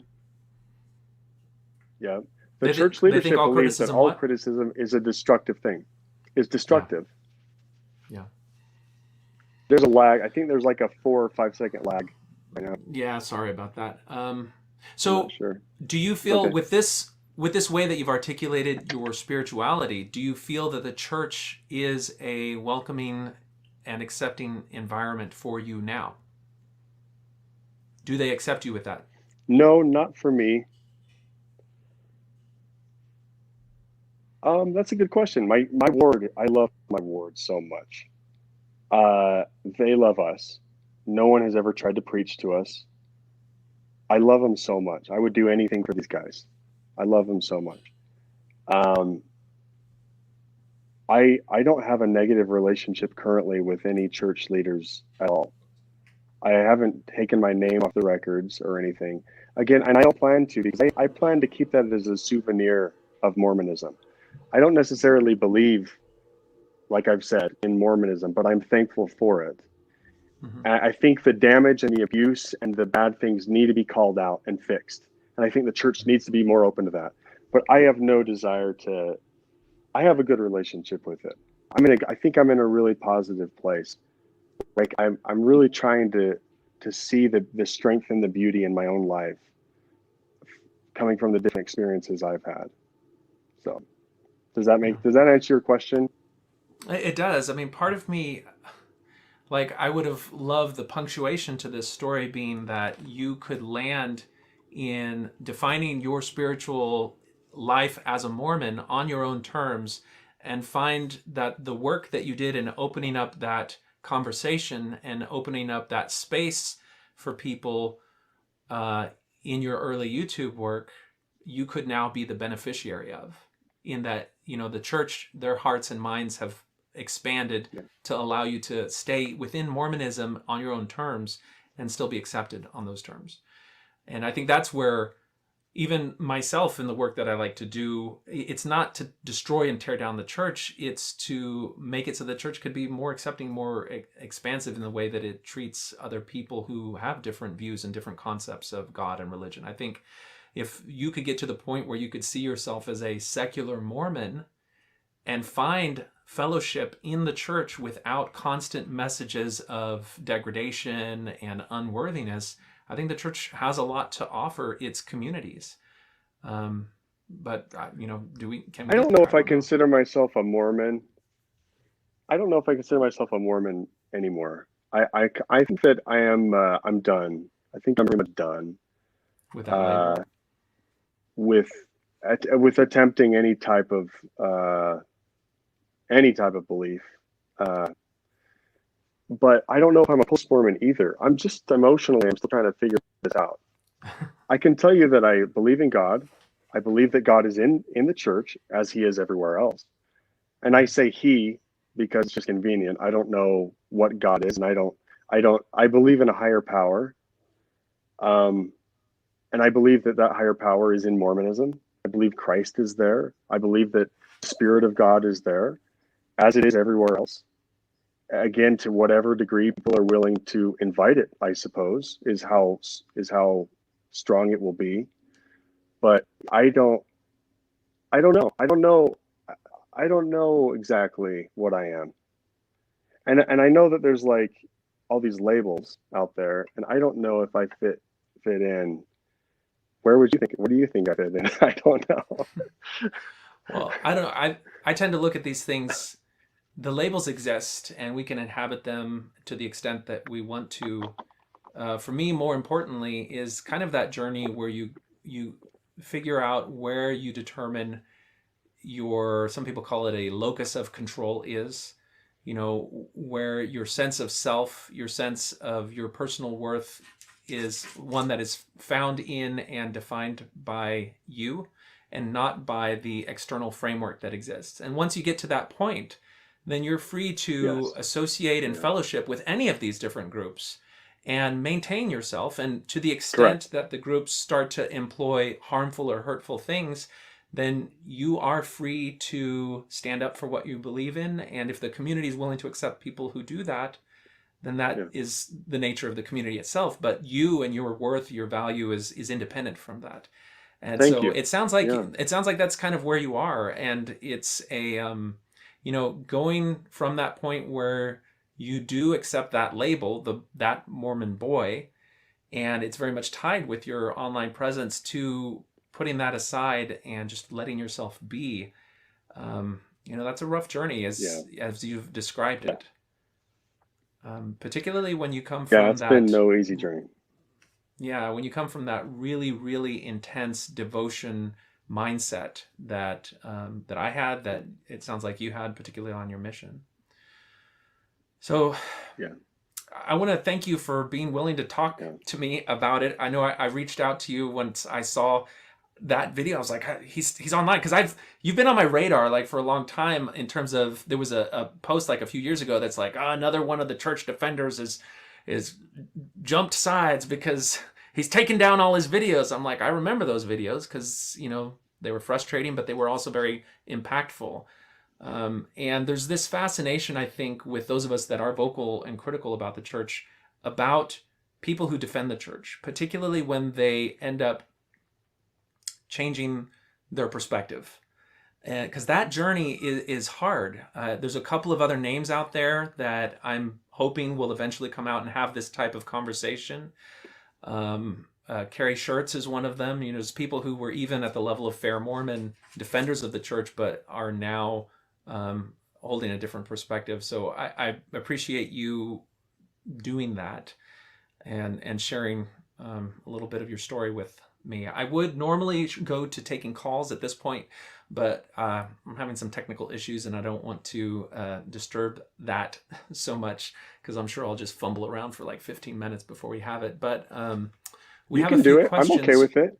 I'm okay with it if you want to do it. Okay, well, while I tweak with that, somebody asks, let's see, does Rio still attend church? You answered that a little bit now, and it seems hard to participate with such unorthodox faith. I don't know if you want to speak to that or give any more details on that. Let me see. I would be okay with attending church. I would be okay with attending any church. I think emotionally and mentally and spiritually at the point where I'm probably fully ready to detach myself from Mormonism in the literal sense. Like, I don't believe in Mormon cosmology. I don't believe that there's literally this special little Mormon priesthood and you have to have these special ordinances so you can go to the the highest degree of the celestial kingdom and be exalted. And I see that as Greek mythology. And if I feel like I'm incapable of seeing it any other ways. I've tried to see it a different way.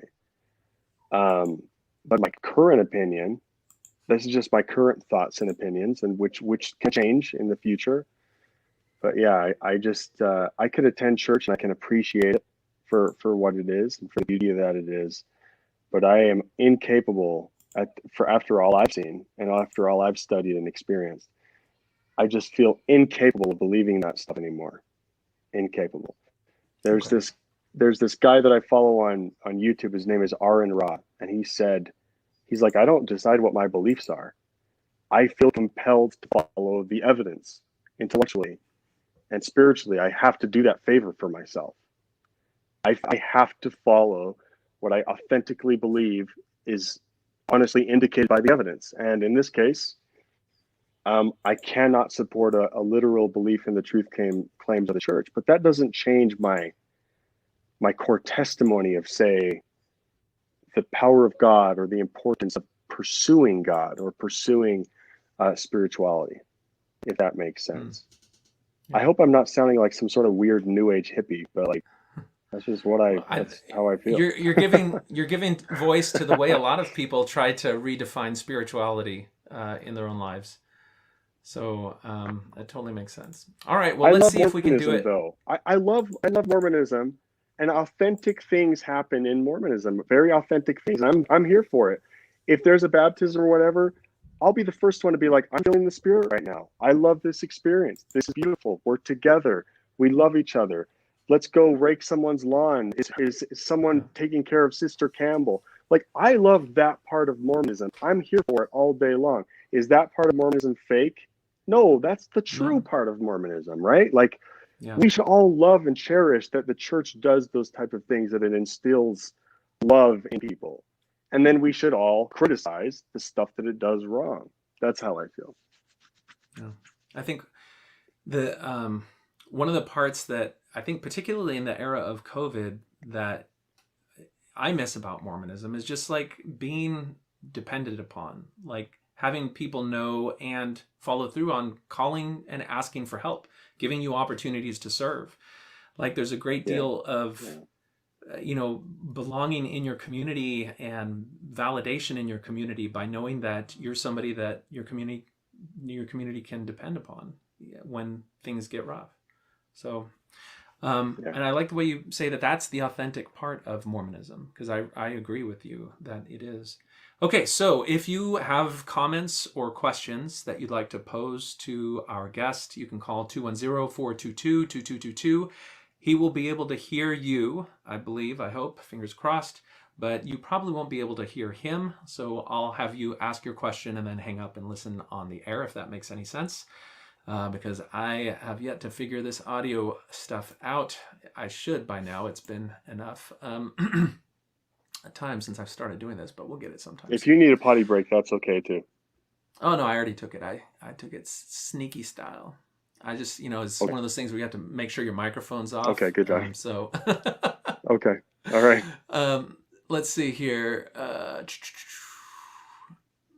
Anything that is added there? Again, the number is 210-422-2222. I'll refresh that.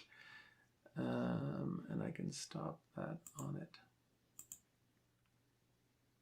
Is anybody actually watching? Do you have like a... We do have a counter. We've had up to 93 viewers. Right now we have 78 viewers. All right. What was the response that you got from other members of the church? Was it all positive in your Mormon Boy videos? No, other than Quentin L. They Cook. thought I was an anti-Mormon. Like even just No, from people like the hated video, it. how would they respond to you in that? Would they reach out to you through social media or what? Yeah, like I'd get angry Facebook messages or messages on YouTube. Mormons didn't want, you got to understand the reality. The reality is, and we're talking like chapel Mormonism culture, like the base grassroots level of the church. We're not talking about different strata because culture slightly changes. If you're at the base level of Mormonism, the culture is slightly different than if you're in the bureaucratic, like mission president / church office building level. And then it changes again. The culture of the church changes again when you're dealing with like actual core leadership. But on the basic cultural level, people did not want to hear about blacks in the priesthood or polyandry or the Kinderhook plates. Just hearing it was a sin. Just discussing it was a sin. Okay, hold on. I think we might have our first call. Let me see what our audio is like. Can you hear us, caller? Yes. Okay, hold on just a second. I'm going to try something. I'm going to change that to that. And speakers to default. Okay, can you hear us? Okay, now hold on just a second. Before you talk, I have to change something. We have some audio working. Let's go to this. Okay, you can hear me, correct? All right, Nathan, can you hear the caller? All right, you're on with Talk on Things and Stuff and Nathan Rio, That Mormon Boy. If you want to mute the computer in the background and let us know what's on your mind.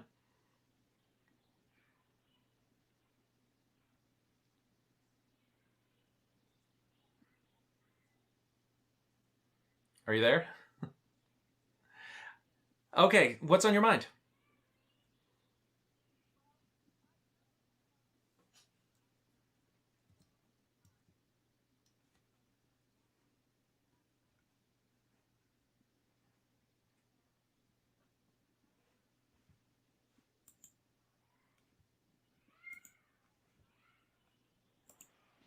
About homosexuality.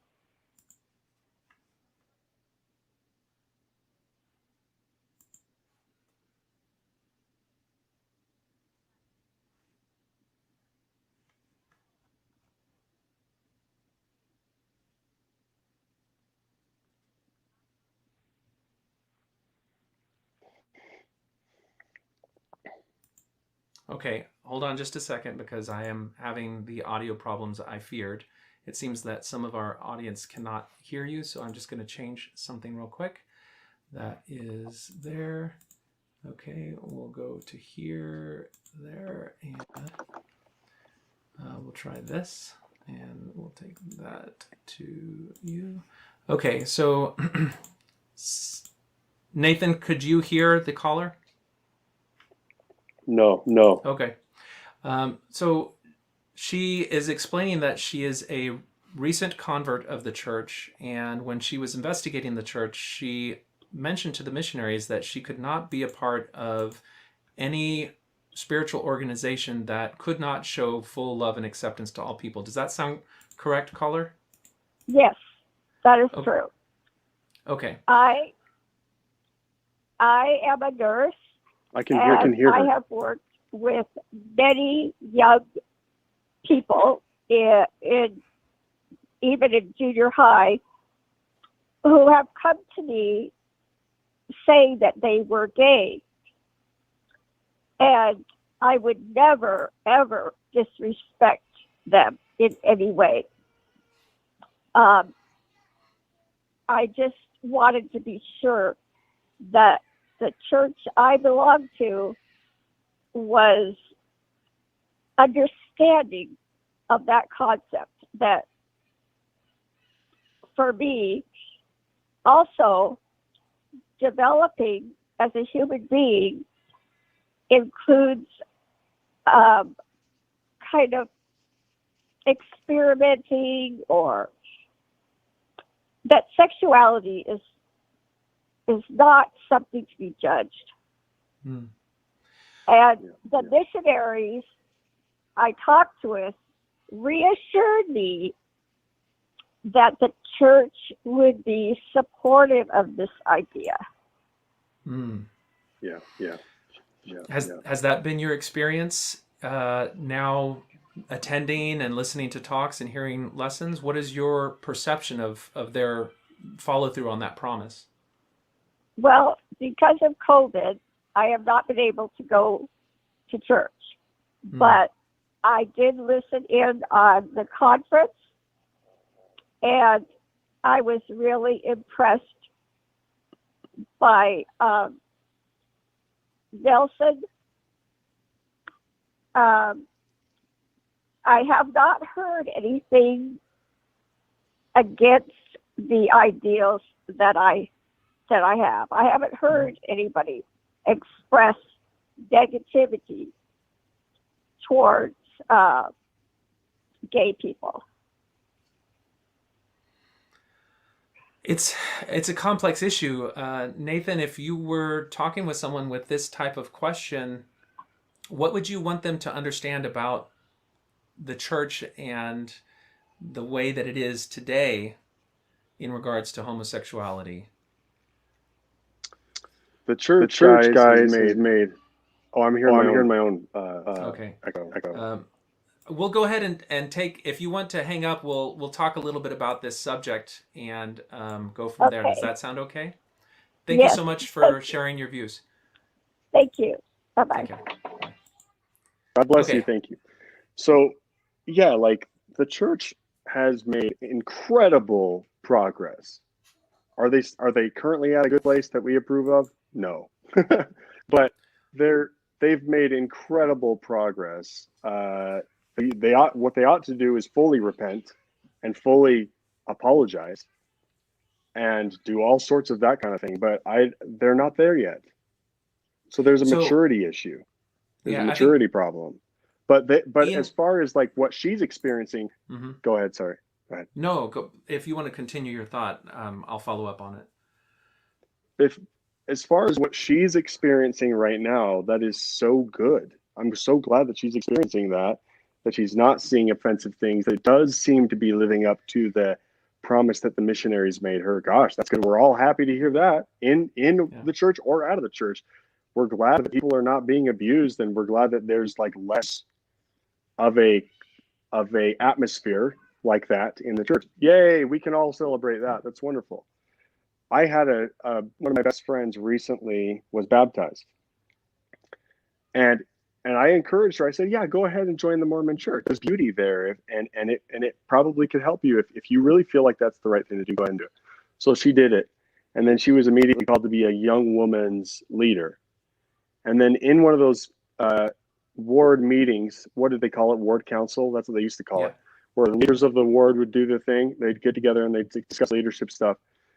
One of the young women had to move out and become like a Laurel, or they go to Relief Society or something. And so there was a leadership problem. They needed a president of the Laurels, I think, something like that. And there was one girl in the group. There was like 15 or 16 girls, but one of these girls stood out. She was very loving and kind. She'd always go to the new girl, strike up a conversation, invite people to play. She was always helping, loving. She was the natural leader. She was the best young woman in the whole pack, clearly. And my friend, who had just been baptized and was now a leader in the ward, she said, "Well, let's have this person do it." And a bunch of the ward council, they averted their eyes and they looked uncomfortable. And one of the other leaders said to her, tapped her on the shoulder and said, "Listen, she's a lesbian. So no, we're not going to let her be the leader. She's a lesbian."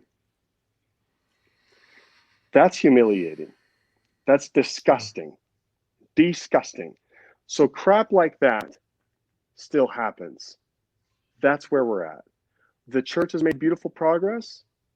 but crap like that is still happening. And what you're talking about is things that happen behind the scenes.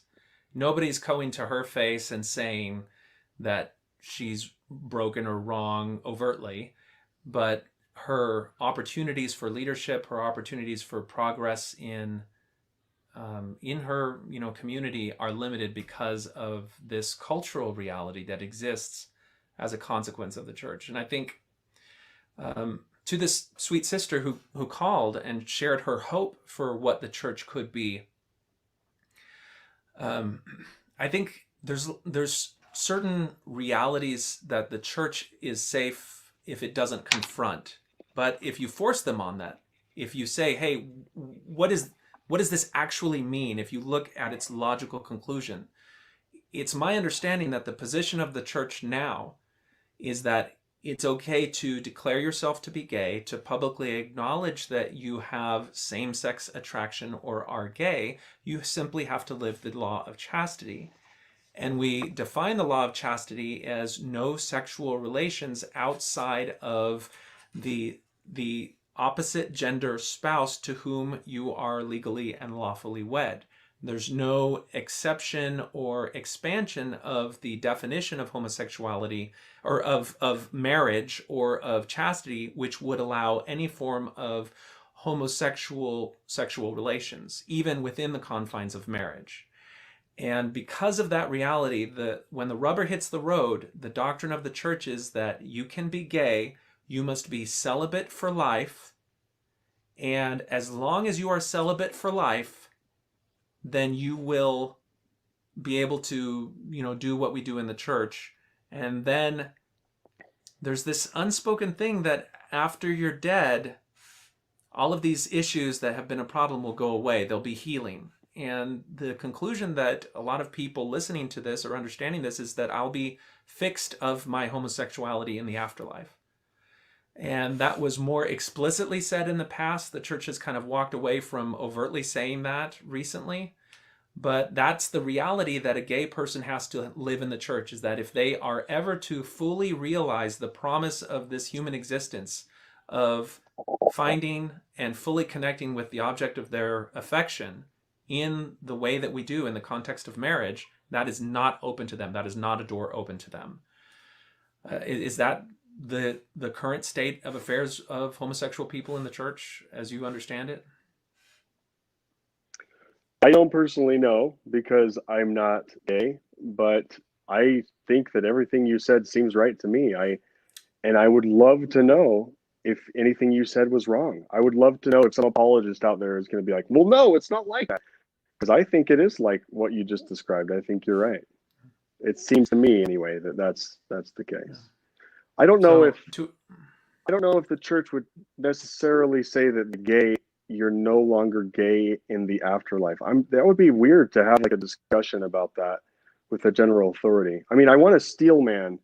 I think it's important to steel man the church. Okay. So like, I don't want to say, I want to know what they really truly believe on that, but it seems that everything you said is correct. Yeah. And I agree with you. I think in the past, in more of the President Packer years, there was more of the sense that these things would be fixed in the afterlife. Holland, more recently, in some of his talks, he said that, no one really says that things will change in the afterlife. So I think that's another one of these shifting messages that is moving in a direction which is more open. But because it's never come out in any official form of doctrine, it's not been something that's been a unified message involving all of the brethren. It leaves open to reinterpretation by local level leaders about what that might mean. And those messages, because they're not clear, end up happening in weird ways all around the world. So, as you say, there's hope that the church is moving in the right direction. I agree, it's not quite there yet, but this sister who has joined the church recently and brought her loving, hopeful heart into the church, I think she probably will have no compunction of speaking her heart in the context of church, because she doesn't have decades of self-censorship behind her. She probably comes from a tradition where it's okay to speak your mind, and maybe her opening her heart in that way will at least help affect her local environment, and that will be added to other voices like your own that are calling for the church to do better. All right, let's see if we have anyone else that would like to call. You can dial 210-422-2222 and share a little bit about what was on your mind. We have Dr. Alice, PhD, who says, yes, celibacy is currently a requirement for temple worthiness.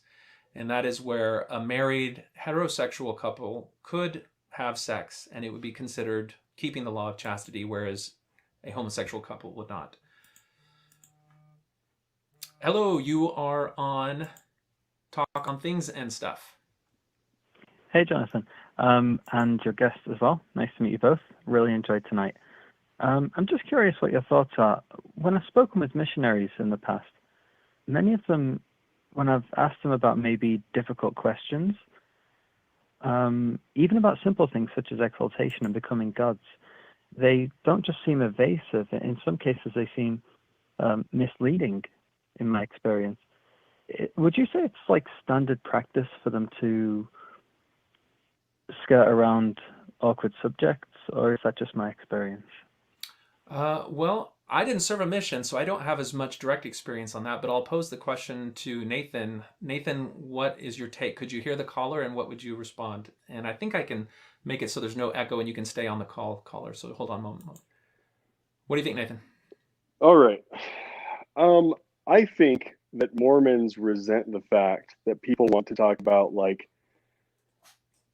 so Mormons view these things as like more obscure peripheral issues. And I think they resent the fact that people want to talk about people becoming gods, or the Adam God theory, or some weird thing. They want to talk about Jesus. Uh-oh. Can you hear me? I can hear you. You're still there. Caller, I don't know if you can hear Nathan because my audio stuff is messed up, but I may have just lost him. I can't hear him at the moment. Okay. Sorry, I can't Well, hear his Nathan initial response was that missionaries are probably a little bit ticked off that they're sitting there trying to share the gospel, and people just want to talk about these esoteric things like whether or not we're going to become gods or have our own planet, or space doctrine kind of stuff. Can you hear?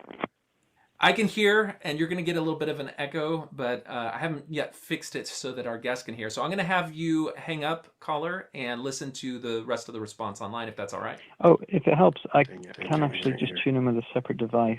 Hold on, let's see what I got here. Okay. Mm-hmm. Yeah, I can stay on the line. I'll stay on the line. I'll mute myself and I'll turn on the device so I can listen. Sounds good. Okay, Nathan, continue. Hear anything?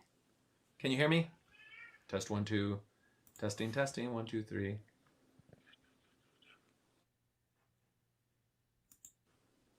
Okay. This is what's called technical times. I can't hear anything. You can't? I'm done. Okay. All right. Hey, I recognize your voice. Is this Nemo by any chance? Oh, sorry, what was... Hold on, I've got it on the switch. I'm having technical times too. What was that, sorry? I say, I may recognize your voice, or at least I'm misplacing your accent. This wouldn't be Nemo, would it? It isn't Nemo, but I have called before. Oh, okay, excellent. All right. Well, his initial comments were along the lines of missionaries are a little bit annoyed that they have to keep addressing these esoteric issues when they're just trying to talk about how good the church is.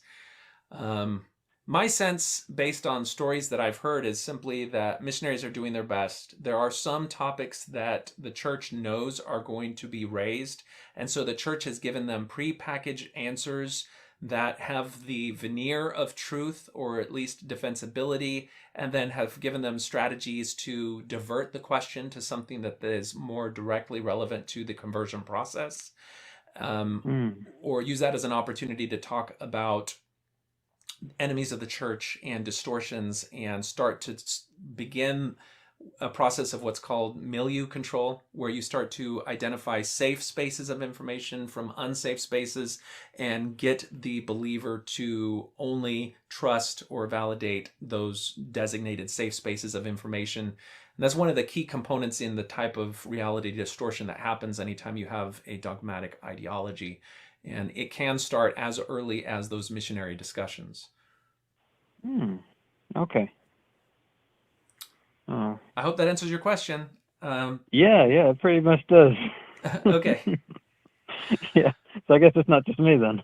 No, and the thing is, I think you're going to find different missionaries, some of whom are more willing to be honest and frank about things. And Yeah. the more that the church adopts a posture of allowing space for doubt, for question, for uncertainty regarding the church's claims, the more those questions will become less controversial or less of a gotcha. Because the missionaries may say, it's a good question, and a lot of people have different opinions, and I may think of something different than what's been said in the past, but that's okay, because we're all really here in a shared community of love and devotion to Christ, and that's really what matters. And that's, a way that a lot of other churches have had to deal with their own troubled history. And it works for some people when, what you're valuing is the community that you have within the church rather than the legitimacy of the truth claims. Okay. So they'll probably some of them will just prefer the church rather than reality. Yeah, I think that's what a lot of people have. It depends on what's the value that you're going to get out of it. Unfortunately, to the extent that the church uses its truth claims to maintain its authority and to hold control over the lives of members, then those truth claims become very central, and it's harder for the church to divorce itself from that. But we'll see how the church shifts on that. Yeah. So that reminds me of that old movie. You remember The Matrix? The red pill? Oh yeah. It reminds me kind of how there was one character who was like, why didn't I just not learn it? Because I bet some of them don't. They just wish. Well, many people, they kind of wish that they stayed in the darkness rather than finding out the truth. Yeah. Cypher wanted to be put back in the Matrix. Yeah. That was his name. Yeah, Cypher. Yeah. It's been years since I've seen that movie. It's definitely worth a rewatch if you get a chance. All right. Thank you so much for your call. And we'll move on. I think I'm back. All right.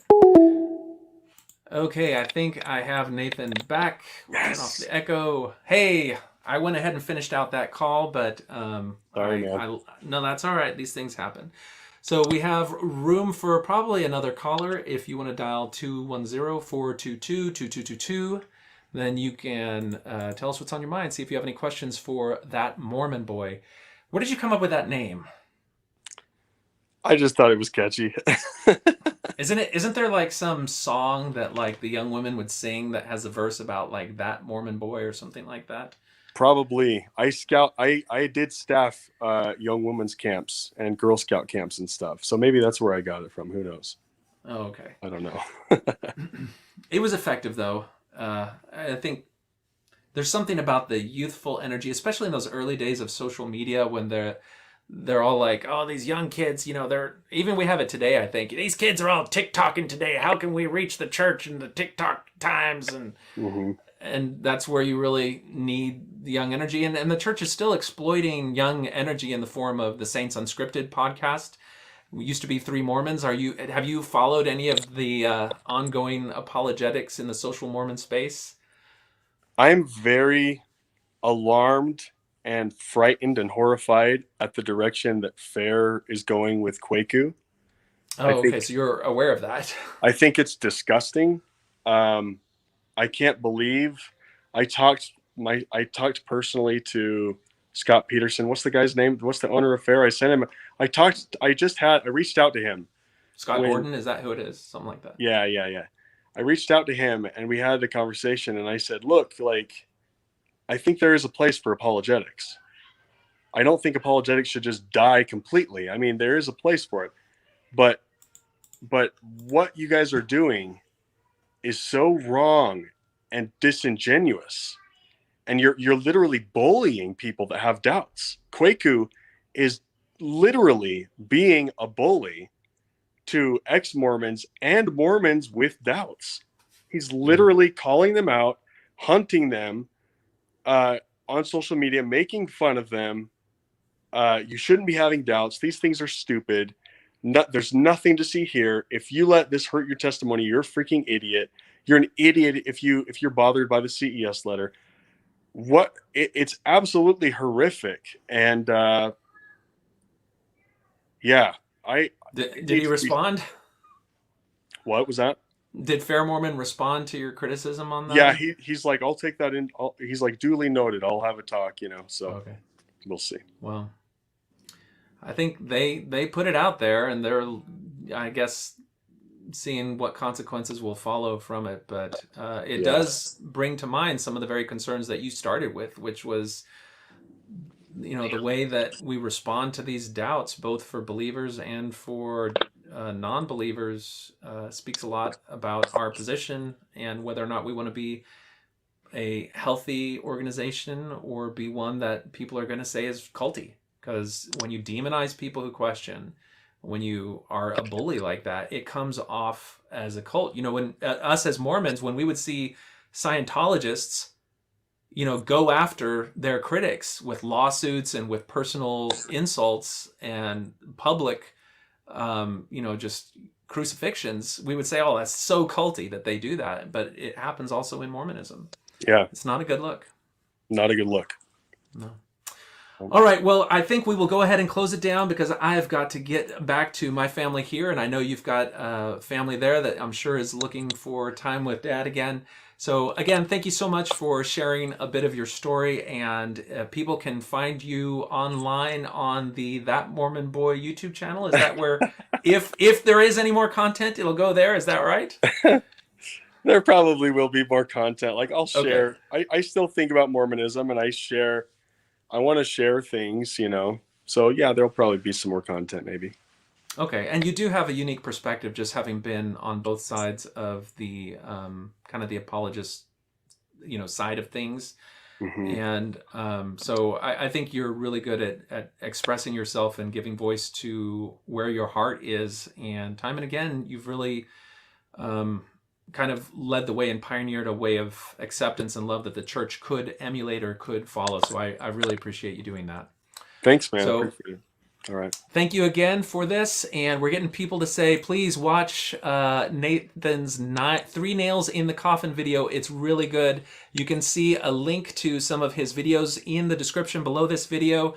You're supposed to like and subscribe this video if you want to see more content. And until next time, this has been Talk on Things and Stuff. Awesome. See you guys.